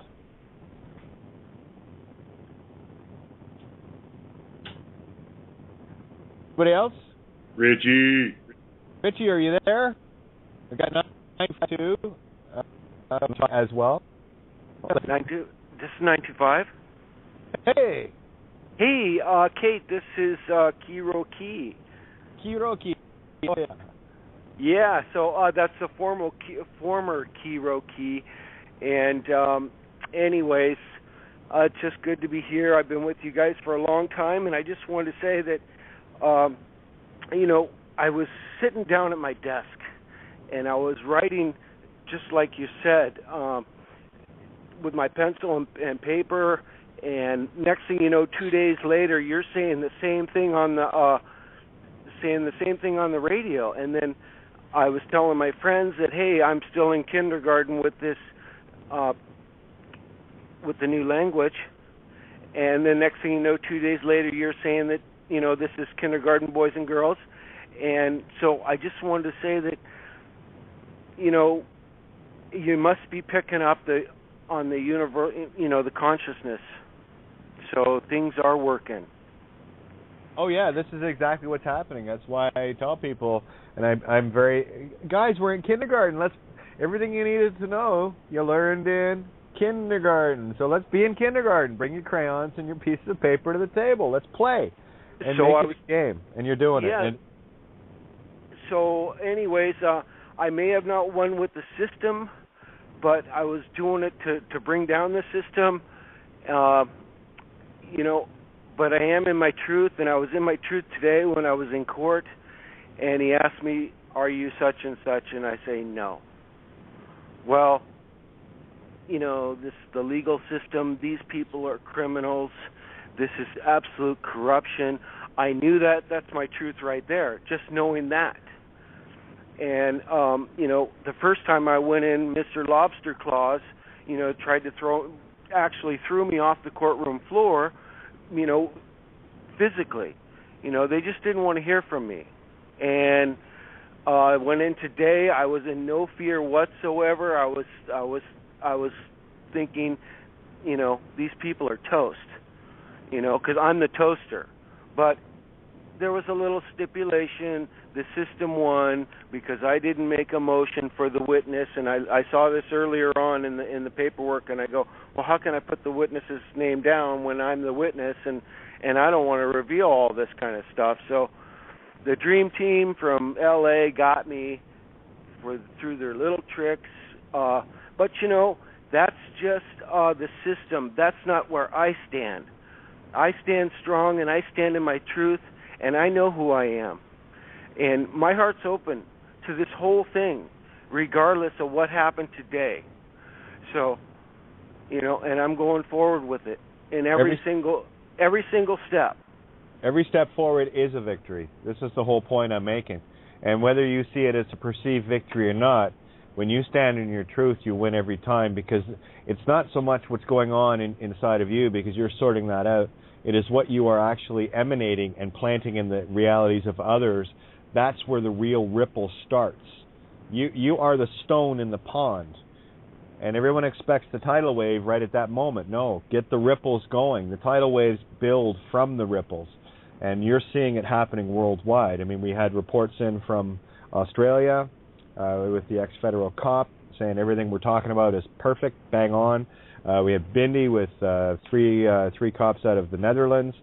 We had Willie again with the Netherlands, another 10 to 12 right there. And Amy showing up. I had a nice text from Mike in Louisiana, state trooper. Or I don't think he's state. I think he's a local. But he's getting the word out. He hands out stuff to his comrades, and they're waking up. These are the ripples, and what you have done, do not ever underestimate, because that one stone that you throw in the pond creates ripples and tsunamis throughout the universe. And when we all get together, which we're doing now, we're all tossing the same pebbles in, and they're just adding weight to your pebble, to my pebble, to everybody else's pebble, where eventually you put enough pebbles together and you got yourself a major asteroid, and that's the allegory of the asteroid hitting the water. Right on. Right on. Okay. Yeah. We're going to do the rollover and give everyone a chance to call in. Well, I was going to roll out on the hour tonight, if that's okay with you guys, and just try to get my. I've just been running all day. I've been on the phone a lot of the day as well, so I'm kind of. Oh, that suits me fine because it's late here, as you know, so that works. Again, same here. And enjoy your day off tomorrow too, man. You deserve it. Yeah, it's good. Well, I'll still be talking, but it just won't be in real time, you know. Yeah. Actually, I'm meeting with a group of people that are part of what we're doing as well. So don't worry. I don't take time off to take time off. It just seems to always work that way. Well, you know what I mean. I know, and I will enjoy it because it will be a different venue. And again, going into the belly of the beast. I call Toronto a beast. So going into Toronto tomorrow. So it should be interesting. It will definitely be fun. But again, guys, just exactly what you said. Stay the course. Everything you do, whether you see it as a perceived victory or not, is an absolute victory because of the net effects that are going to come out of it, right? It's like throwing down a book of matches, an allegory of throwing a book of matches into a brush and walking away only to discover a couple hours later you burned down an entire forest. And that's basically what you did today. So let it burn. Yeah, I believe that the judge was actually had fear the first time I showed up because of what my paperwork said, that I am the witness, as stated in 4B, right? Because they throw you through all these little loopholes and this and that to get you to, consent and all this. So whatever. Basically my heart is open, and it's going to be fully open for all this to come in here. Trying to get away from the mind and what it thinks. So, but I was really excited about being Ukiah of Gaia. So, hopefully I can work towards that. And you're already home. Yeah. Yep. So stand to post. You're already home, and that's the only thing I'll ever say. I stand to post. I will not yield, and none will pass. And I will not. My heels are dug into the core of the planet.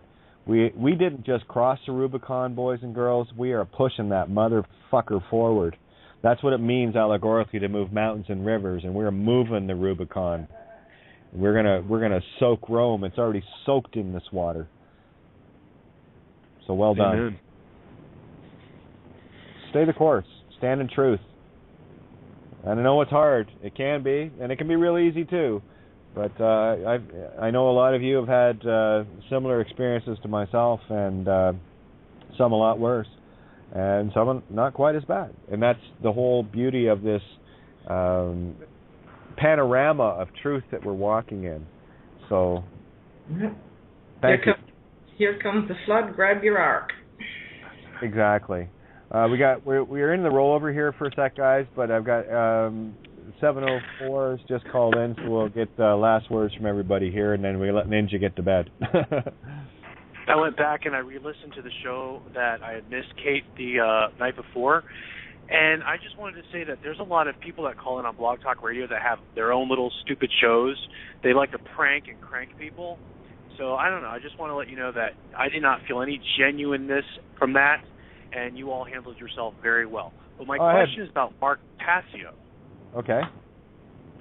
Mark Passio seems to really know about the metaphysics and, things like that. And I was wondering, will he ever be coming back on again? Because I really think it would be great for him to redo, you know what I mean? Oh, I mean, the option's always open here at the table, I think there's a few things that were offered up at the table that I know Mark's going to take some time to think about. And, I grant everyone the laurel leaf in terms of the table being open. The only thing that you will ever see the hair in the back of my neck stand, and I'll call Fluffy onto the lap, is when things start getting south in terms of getting into fear porn and physical 3D dramas, which that's all I see guns and violence as. That is so meat stick. And again, let's look at, do you know who you are? Are you still carrying ID? Do you know the Narmer Palette curse? Do you know what you're doing to yourself? And if you don't know that much, there's still a bit of walking to do. And those seeds were planted, and whether they sink and grow or not, that's going to be entirely up to anyone that hears the seeds that get planted. But by all means, yeah, I loved what Mark was talking about in the motivation that you must stand in your truth. I think the only thing that I would say that wasn't quite so open was the fact that when someone was trying to talk, he was trying to talk over them. And that just tells me of a very defensive position of someone that will not yield from something they're holding on to. And that's okay, too. That takes a bit of time. Hey, guys, I've stood on these things, and I have been a belligerent bitch about them. I know that. I got that, but I think when a person is in line with high spiritual energies, and it's been written in a lot of these occult lores and texts, that they tend to become over passionate, self-centered, right? Yeah, they become over passionate. Yeah. I know, I've been there. I can tell you all about that one. And so I understand exactly where Mark's coming from, and really it's just about balancing out that passion to just kind of chill and, like I said, get to 0 point. Because if you're dealing in such a, and we're not talking just a passion here, we're talking over the top passion. That's where I've been there. You got to reel that back and get into that calm space of rational reasoning in a 0 point, so that you've got complete control of the emotions and your left brain is shut down. That's where you're going to find the real magic. That's where I found it anyway. Okay. We have to also remember that Mark Passio, he has a website, or his Facebook page says something about New Age bullshit. And I think that's where he thinks that we are all about New Age and how we have conversations. It just does sound as if we are very New Age and have that edge on us. And so I think he's very passionate about his. Yeah, he's very defensive. Yes, and I had the exact same what feeling. He hears. Yeah, he thinks we're solipsistic, and to a degree, he forgets that all these realms that he's rejecting all hold a small part of the truth, albeit cloaked. He should know this. He's been in deep of one of them, and half of his knowledge comes from Satanism. Yeah, so and you just described exactly the whole New Age thing perfectly. Because, we can come across it seeming that way, but there is nothing further from New Age than this table. Exactly. Well, I think, not to be, to interrupt, but I think it's fascinating about the original Satanists, speaking like of Shrek, Xena Shrek and her partner, they're now on a whole kind of like Indian kind of tantric kind of belief. So it's beautiful to see that people who started out like that are kind of making that transition over to that kind of, and I think they have a new book coming out, I forget the name of it, but I think it's like Demons of the Flesh or something, or it's a reprint, but it talks about the tantric energies of breathing and not, I think a lot of Satanists, it was a novel idea back in the 60s and 70s, but now we have the internet, we have all these great teachers that are here on the Emerald Table, that we're all finally at a point we're pulling all the information together and we're picking out what's good and what works and what doesn't. So be a good cherry picker, and that for me has been the biggest boon for my own reality, in that I looked at all the great teachers, and I still do. The Bill Donahues, the Santa Bonacci's, the Mark Passios, the Savan Bombers, all of them. I've looked at all of them. I cherry-picked the things that resonated with me. That's what I was looking for. What resonates? That does. I'll take that. And over here, I'll take that piece. And wow, they work together. And that's all I've done. And that's what we do at the table. We cherry-pick. And to put it in real simple terms, guys, emotions, those are the demons. They're the of-me's. They're the demons. So be mindful when a demon creeps in, that's emotion. When emotion creeps in, that is a literal demon. Kill it. And that comes from within, right? I mean, yes, it does. Going back. Right, okay. Yeah, the of-me. That's huge. That's a huge revelation right there. Because, by the way, this is Nina from Seattle. I recognize the voice. It's good to have you here. And it's good to be here. It's been an amazing trip, and the thing about stepping out of the. Am I? Oh. Yes. Go ahead. Oh no. Never mind. Hey, Richie. Oh hey, I didn't know I was on, but I just thought of something. Am I there? Go ahead. I'm there. Hey, is this Nina? Do you got a website? I do not. A YouTube channel? Nope. You don't, Nina. Nina 9, Nina. There's. Wow, this is. No, you don't. Oh, all right. No, No matter. Go ahead, man. I see. I think it's like I'm thinking of myself, and that's why. Go ahead and speak. I'm Nina, sorry. continue on, please. I just wanted to say it's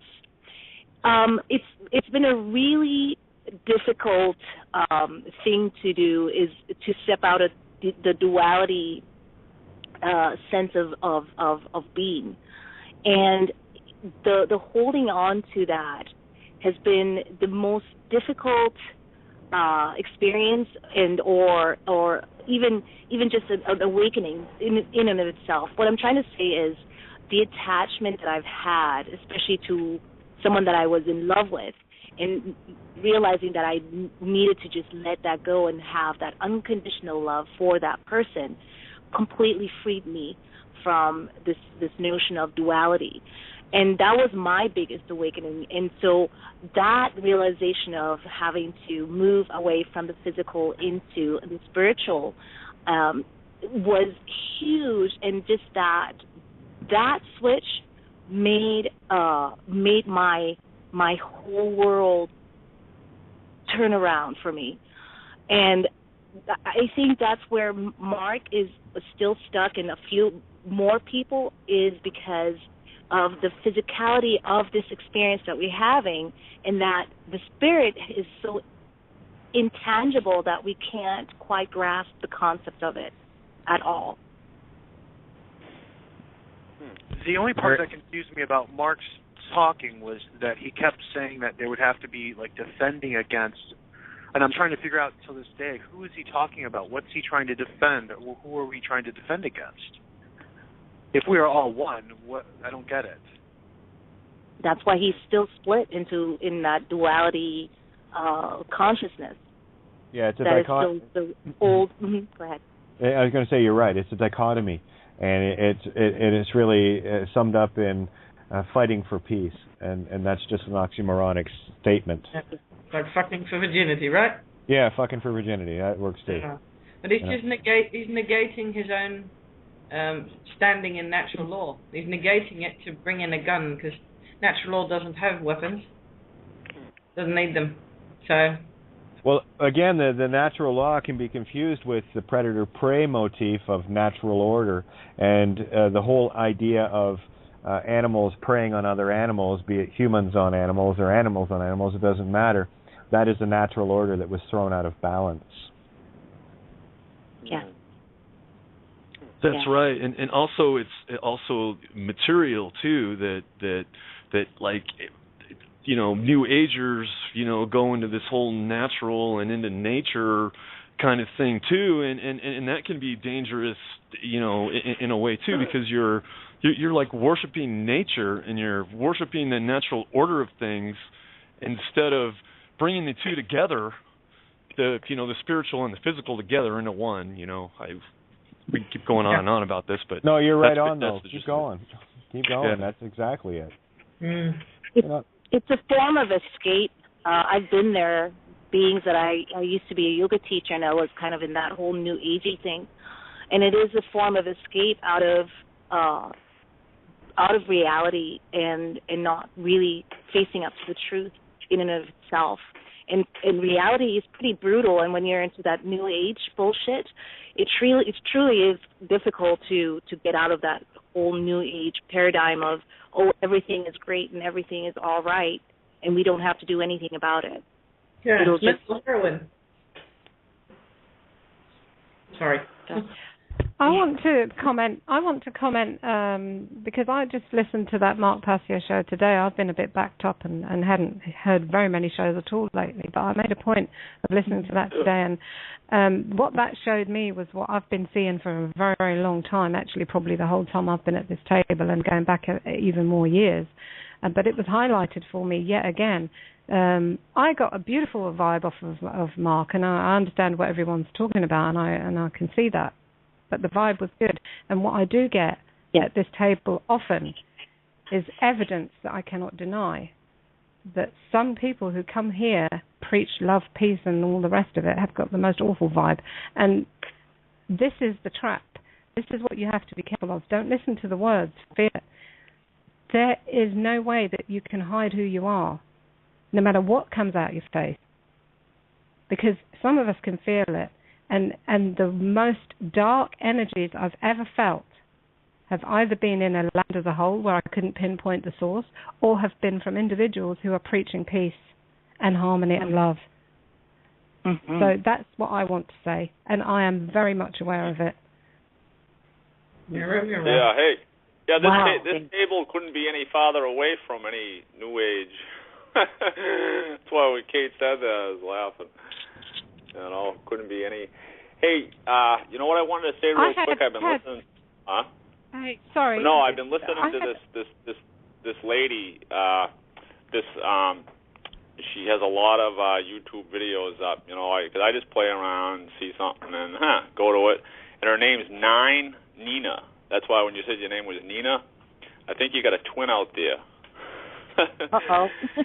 And your voice sounds a lot. She talks real. She's like Janet, she's got this real soft tone about her, and I like it. It's cool.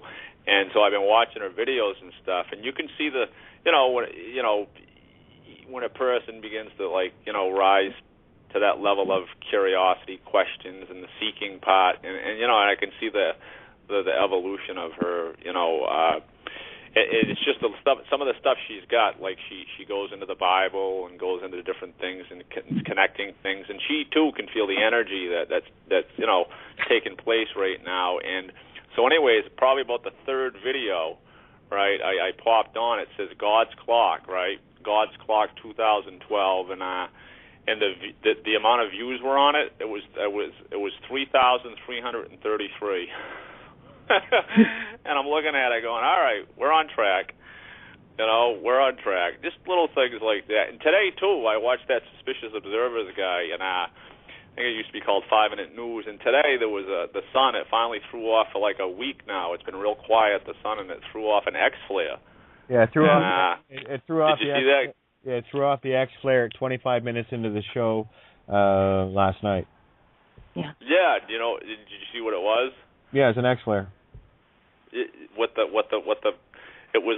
a 1.3. Yep, Christ X flare.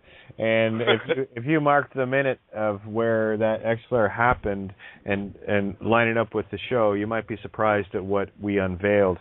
It's like I said, the night before with Mark, there was Darren putting his foot down and creating a 6.8 fucking earthquake in Vancouver. I think I felt it here in Seattle. Yeah. That proves that the Christ energy is here. That proves that the Christ energy is amongst the people that are at the Emerald Table.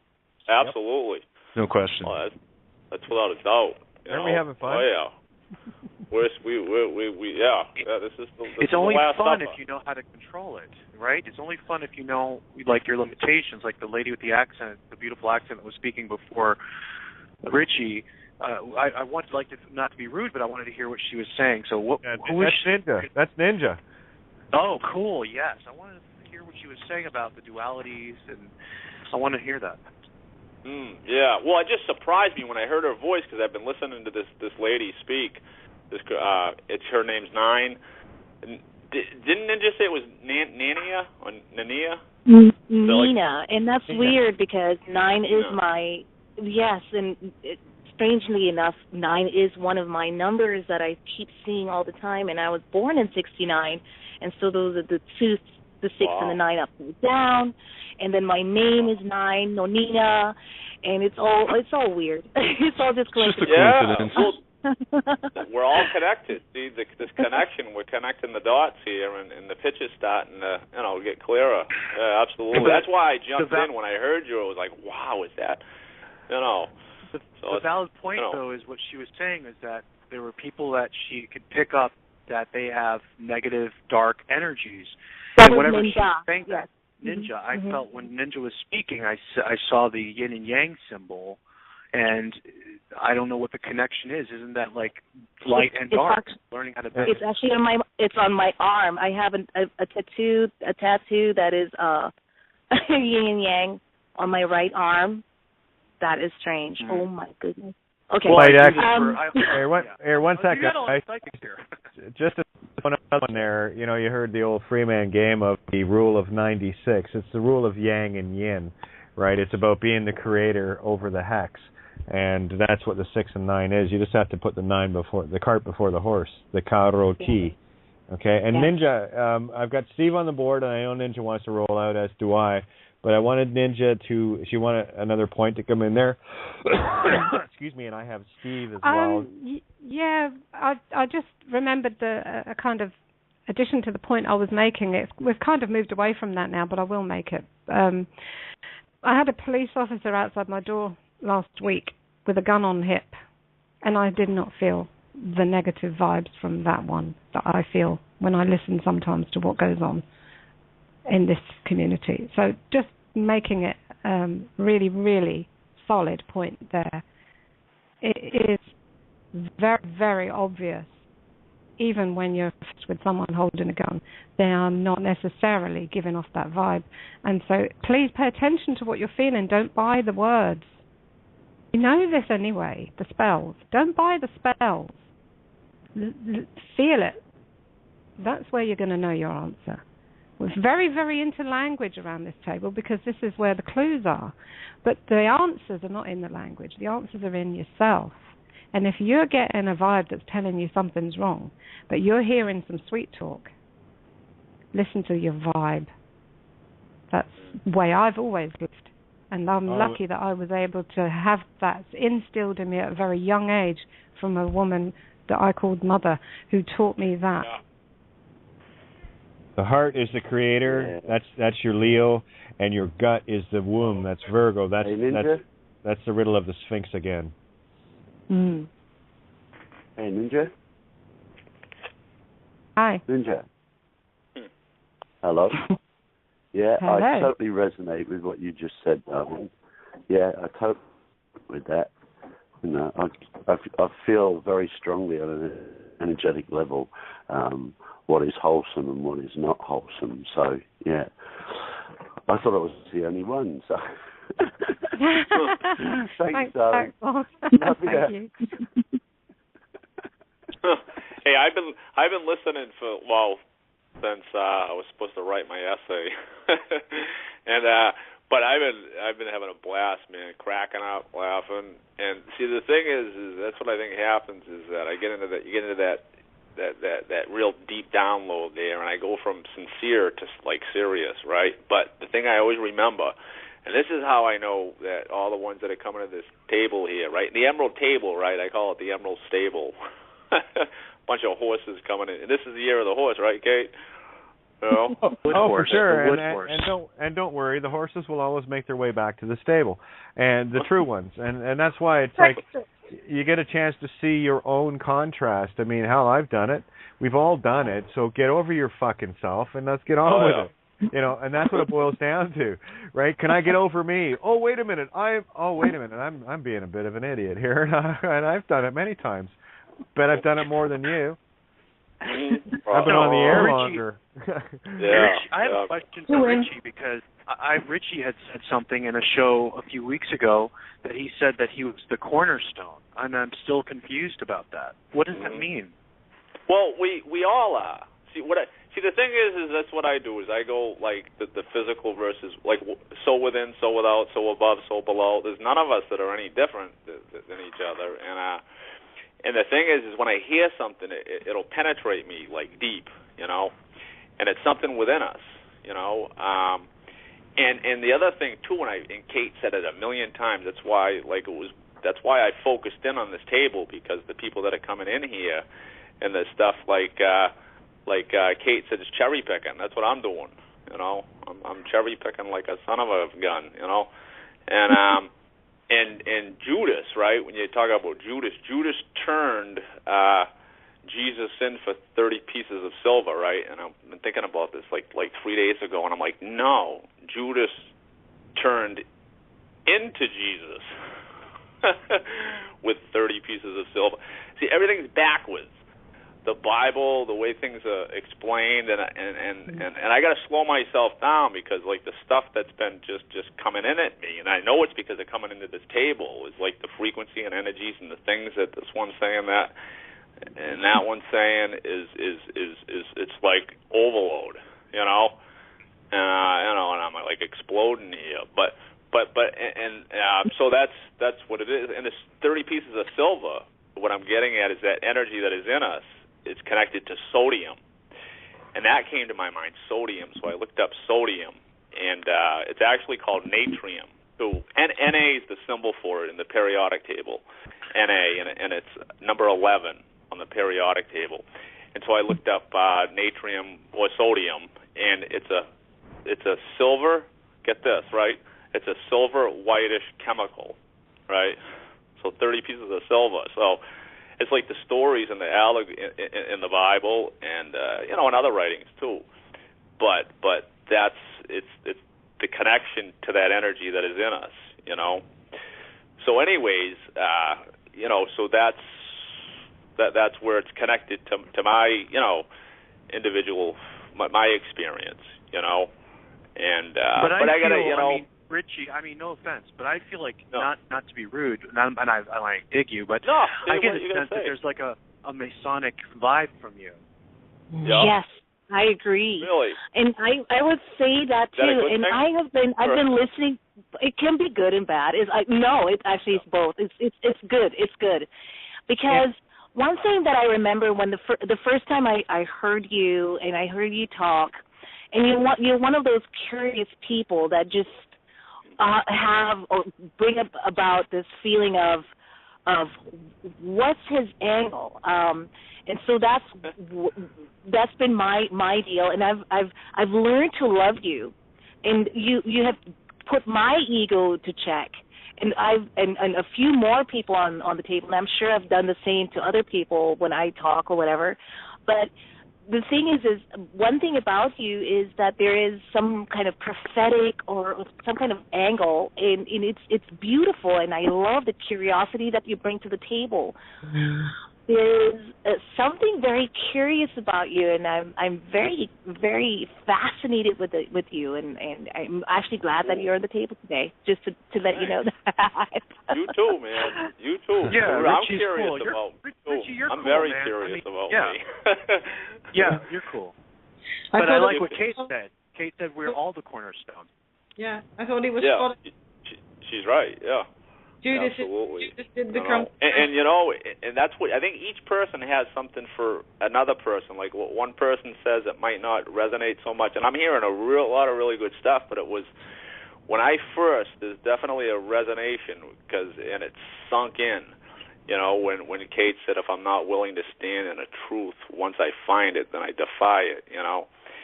Certain things, and that's probably like what I've done with you, or what we're doing with each other. When you bring yourself up into that higher vibration, or that's the real connection, And and Fluffy, we bring out a tool here and there, or become the tool, and figure, but we're slick enough to realize, oh, wait a minute, No.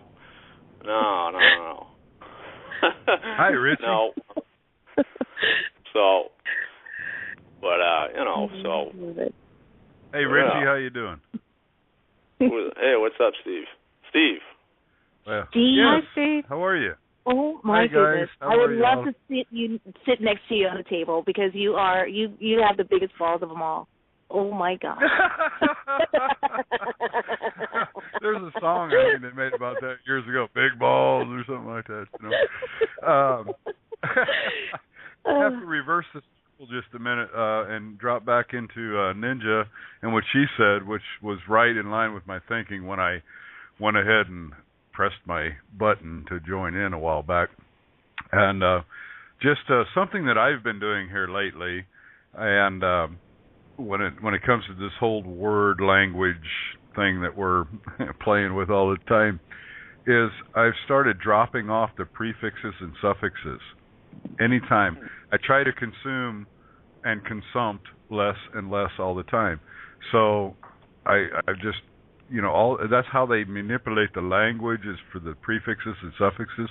So to go back just a few places to where you were talking about Mark Passio's comments, and I did not listen to that whole show. I did turn it on, and I listened to about 5 minutes or 10 minutes of it, and I turned it off, and I went in the room, and I told my wife, I said, you know what? She goes, why aren't you listening to it? And I said, well, for some reason it sounds like an evangelical preacher, and I can't do that.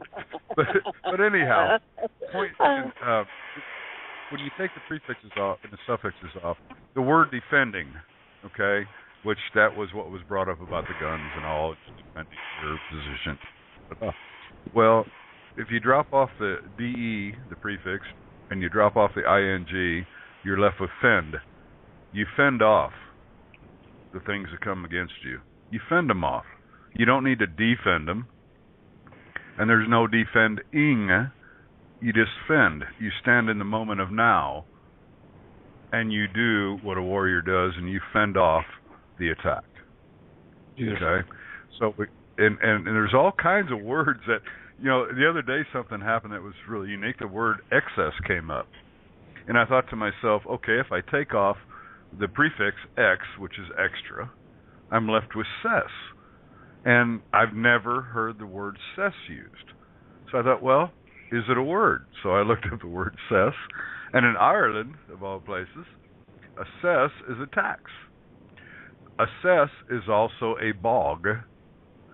And a cess is also when a railroad track is laid, they have drainage on both sides of the track to drain off the water, and that's called the cess. That's the drainage.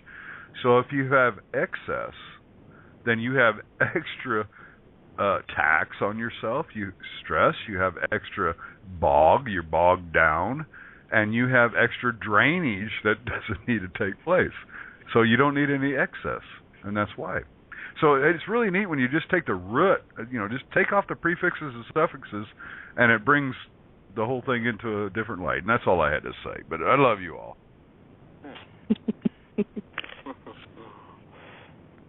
Right. Thank you, Steve, for joining before we roll out, which we are about to do. So thanks to everybody. It's been a lovely call, and, thank you all for joining in. I would like to, very late in the day, give a thank you to Paul Giovanni at Critical Mass Radio for providing us with the platform upon which this Emerald Table stands and around which we all sit every night and every day. And, about his determination to make his dream happen, we would be doing this, I know, but we would be doing it somewhere else. So thank you, Paul.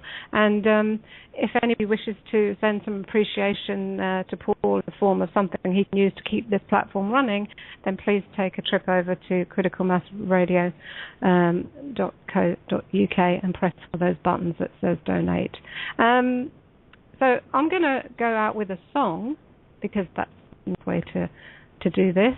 And I haven't actually decided which one yet, so if anybody has something on the tip of their tongue, shout now. If I can find it quickly, I'll play it while I'm scrolling down. Sounds good. Anybody? No? Huh? What? Last word? Okay. Okay, I'm gonna play. I tell you, I'm gonna play because it's jumping out at me, so it must be the right one. I'm going to play Field of Broken Dreams, and thank you to Kate for providing us with such wonderful music. And if everyone would please be kind enough to mute your mics out or just end your calls, because we're going to roll out after this. Much love to everyone, and God bless. Night night, everybody. See you tomorrow.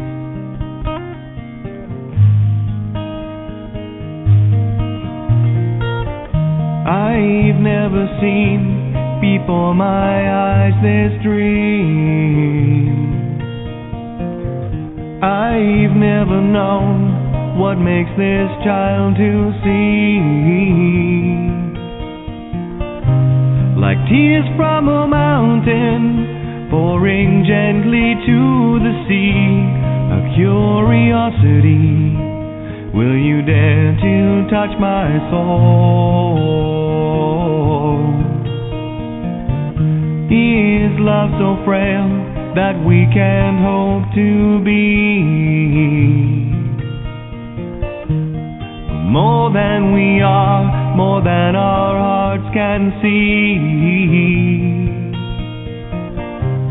And if for any reason on this field of broken dreams we stand to lose it all, then for you, yes, I do it willingly. If this is our moment, captured in time, always to sustain. For lost in your eyes I find are the only means to remain. Searching relentlessly, just like a cloud, she chases her rain. We'll stand here firm, 'cause we are an island protected by love, on this field of broken dreams.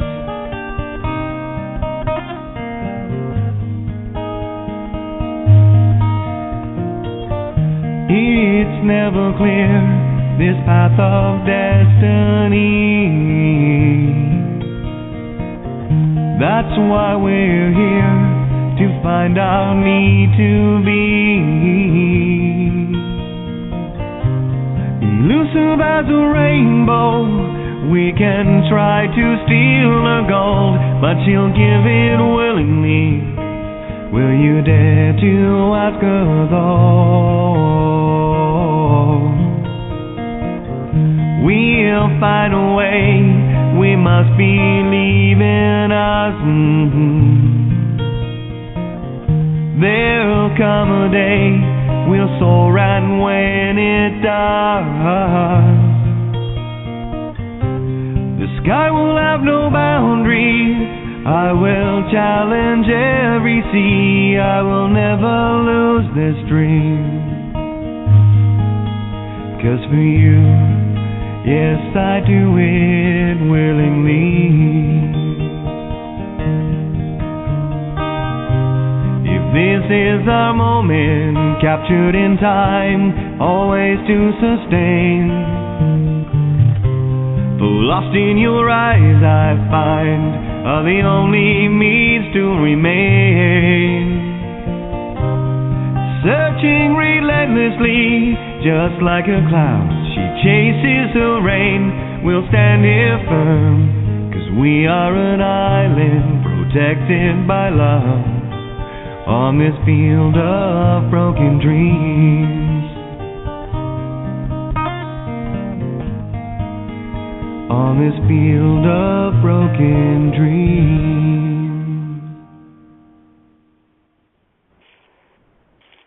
Not saying that they're anywhere close to, being to maybe the, awareness that we're at, but they're starting to peel back the layers, and it's just surprising to see the, the ones that are doing it, and the ones that you think would have been right behind you are the ones that are, so far gone in the Whore of Babylon. I don't know if I'll ever see them again, but that's not my problem to deal with. But I just thought I'd share that. And hey, I have another story too. I posted a story on Facebook where I had a confrontation when I was walking down Main Street with my son and daughter. I have 17-year-old twins, and they are wonderful, absolutely wonderful human beings. And they don't live with me. They live with their mother, but of course I get to see them once in a while. But anyway, we were walking down Main Street, headed back to their hotel room, and we were confronted by, I can't call him a beggar because I didn't even think twice. It was just some dude in a backpack, a tall kid, about 25 years old. We just walked by him. Anyways, as we're walking by, my daughter, I need to tell you, she's a beautiful, her friends at school call her the Little Mermaid. She is thin like I am. She'll never have a fat bone on her body, but she's a very beautiful creature. And anyways, as we were walking by this person, he started yelling profanities, and he yelled something about your girlfriend. And I stopped at my track right there. And I was thinking to myself, what? Did he just say that? And I turned around and just walked straight up to him, and I said, "Excuse me?" And here was his response. He said, "Blah blah." It came. I was like, I furrowed my brow. I was like, "What? Excuse me?" and he started babbling again, and he didn't make sense. But he said something about somebody, needing their ass kicked, or something along these lines. And I'm sitting here thinking that this is potentially, a freaking crazy person doesn't know what the hell he's talking about.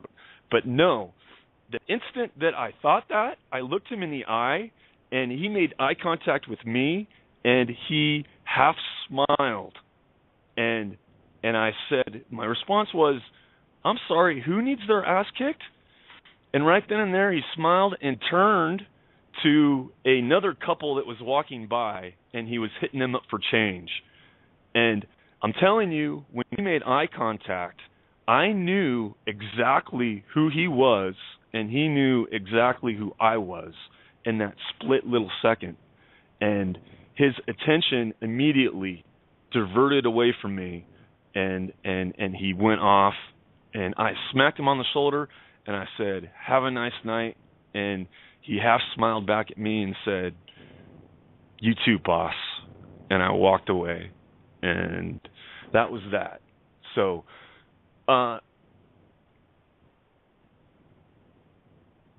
hello? Did I lose you? Nope. Keep Hi. going. No, it's the mic. Am I still here? Buttons, dear. Okay, good. No. All right. Well, hey. That's a good story. Mm-hmm.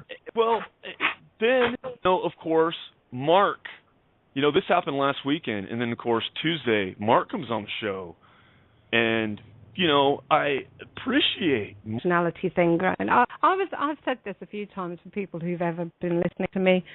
I was a good little slave, I was very good at spelling and very good at studying my history, and I loved it all, and I paid my taxes, and I did the whole lot.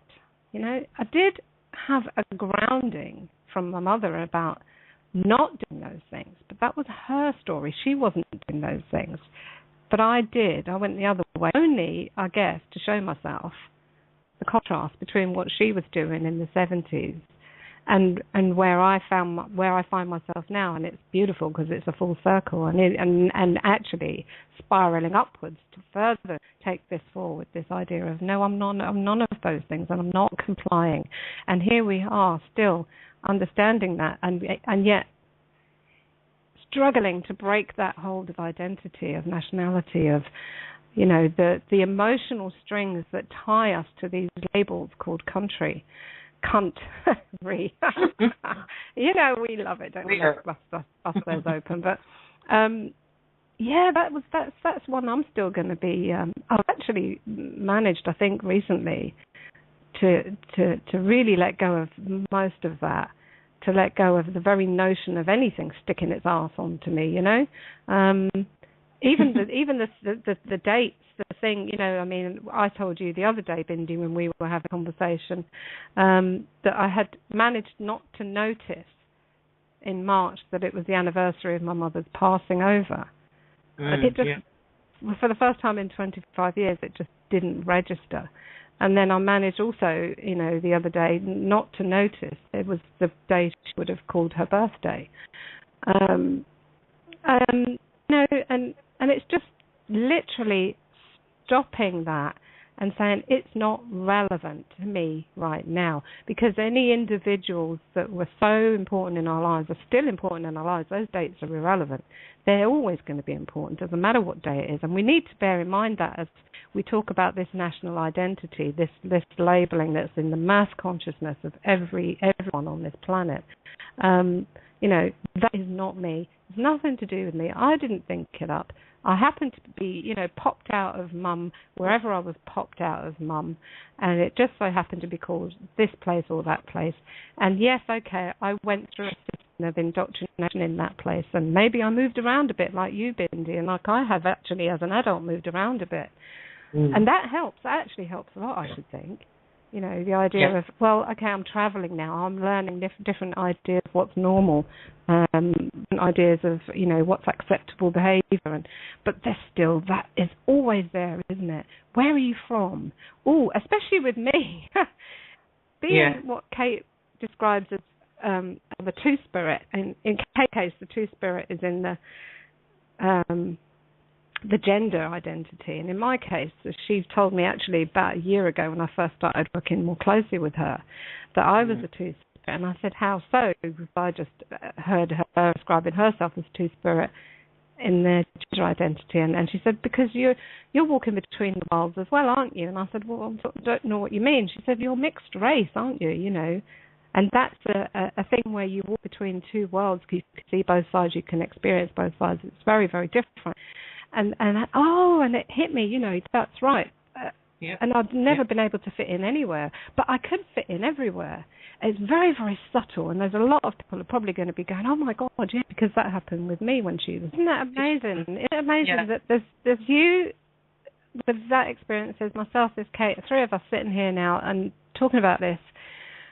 And isn't it, oh, come on, wow. Outside the box, what fucking box? I mean, never was a box.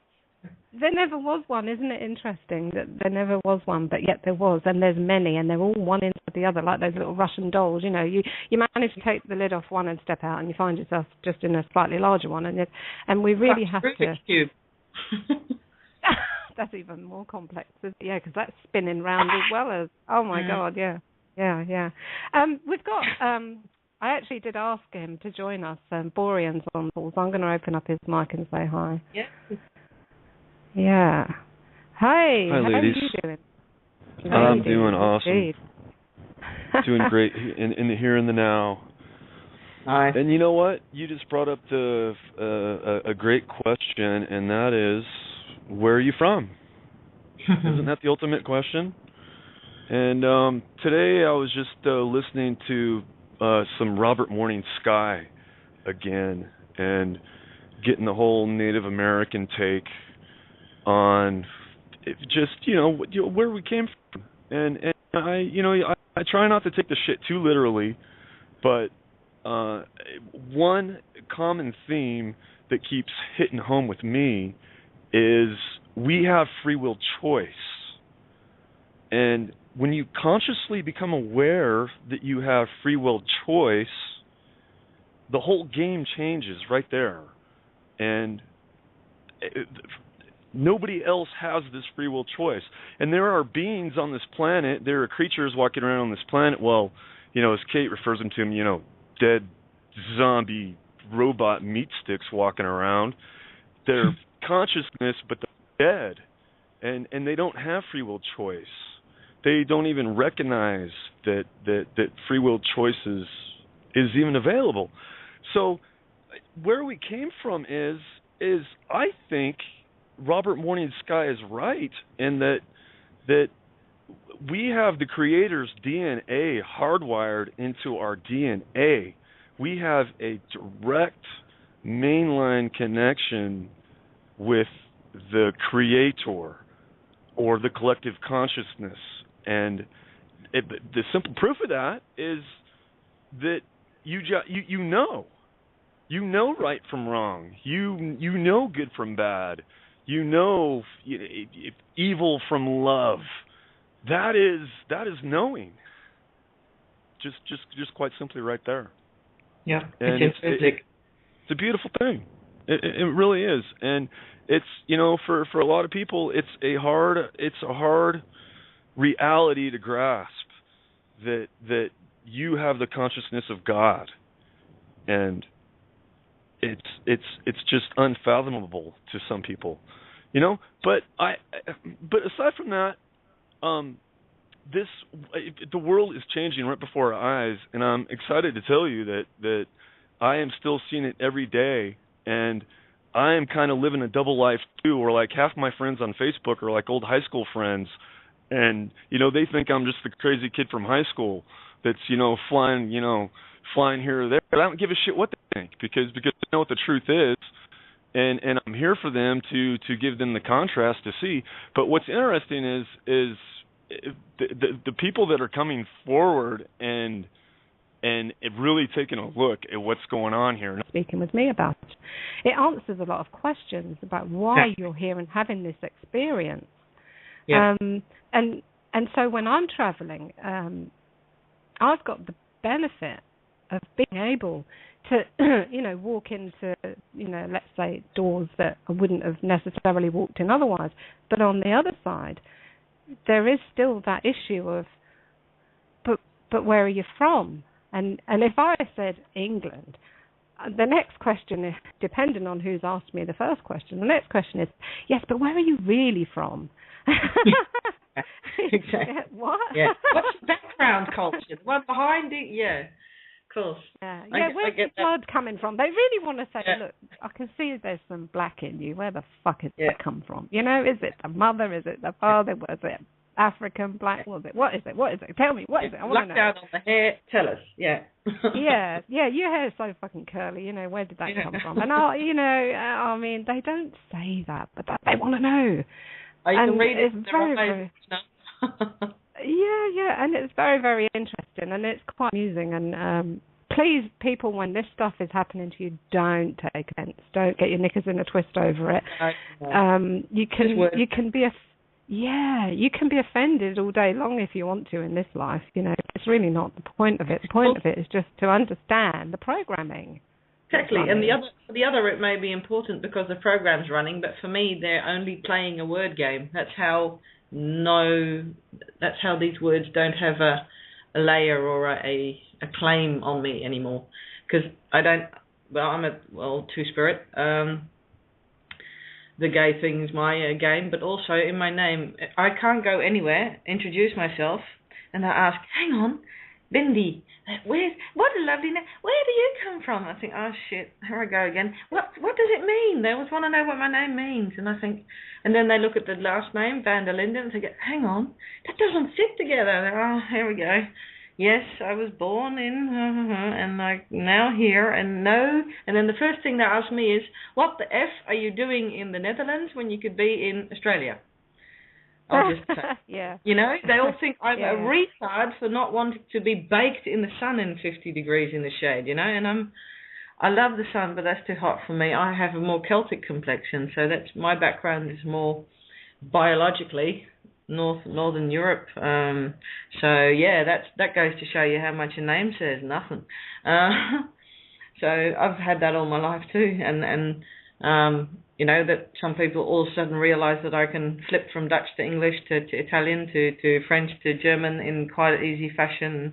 If I'm around a language, I pick it up in about a couple of days. It's like something in my brain clicks into it and recognises patterns. And it's hard to say them, no, I'm not from here, but I do get your language, or I do get it's energy. It's all energy. And so I realise what it's like to look at all the angles from the get-go instead of being programmed into one. But I can't say it's completely program-free because, I've had to, I always believed, I have to just try and fit in, I've always spent most of my teens trying desperately to fit in, to connect somewhere, and it never really quite worked. I could make myself fit in, but the connection that was initiated the other way around was barely ever there. I always had to do all the hard work. So, that's how different and outside you could feel, even though there's a program running. So You're listening to Kate of Gaia on Critical Mass Radio. The game is up. Now, it's our turn.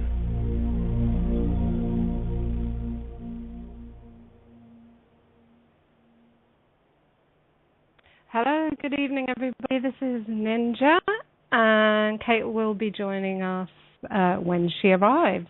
So she's out doing whatever people need to be doing sometimes.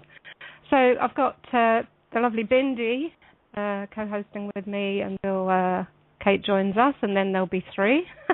Hey, Bindi, hello. How you doing? I'm all right. Hi. Yeah, we wanted to touch on any number of things this evening, but one of the things that came to mind while I was trying to take a ninja nap, which didn't work because I didn't actually go to sleep, was, okay, so what are we going to talk about then? And this is something that's been on my mind on and off for a while. I don't really join in the show very often these days. I've not had a chance to bring it up, and I'm sure other people have mentioned it, or maybe I've missed it.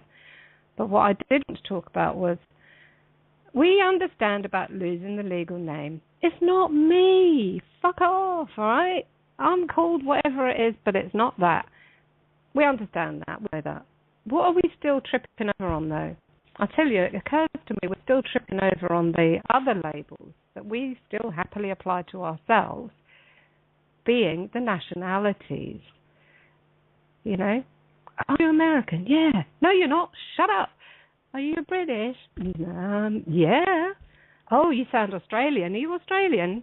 Yeah. No. Whatever. We're answering these questions like we hadn't realised that was also part of this fiction.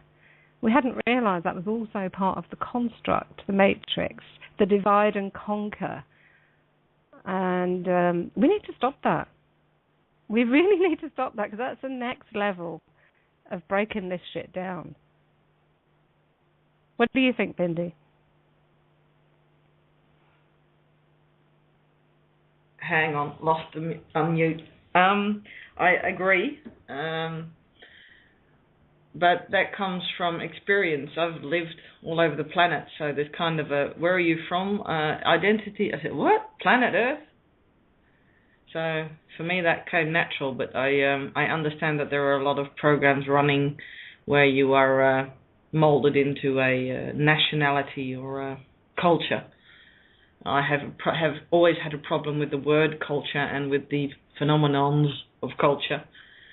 Growing up, I'd always kick and scream when I was taken to a church or taken to a wedding or even a funeral. Most of it's all just, made me cringe, and not because these people were wrong or in any way bad people, but the rituals didn't really stem from somewhere inside.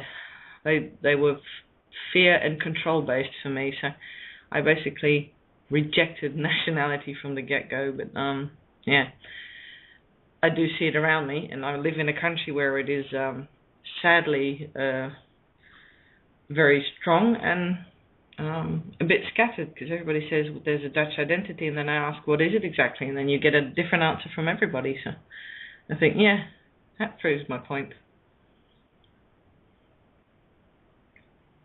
Yeah, this is it, isn't it? I mean, I bought into the national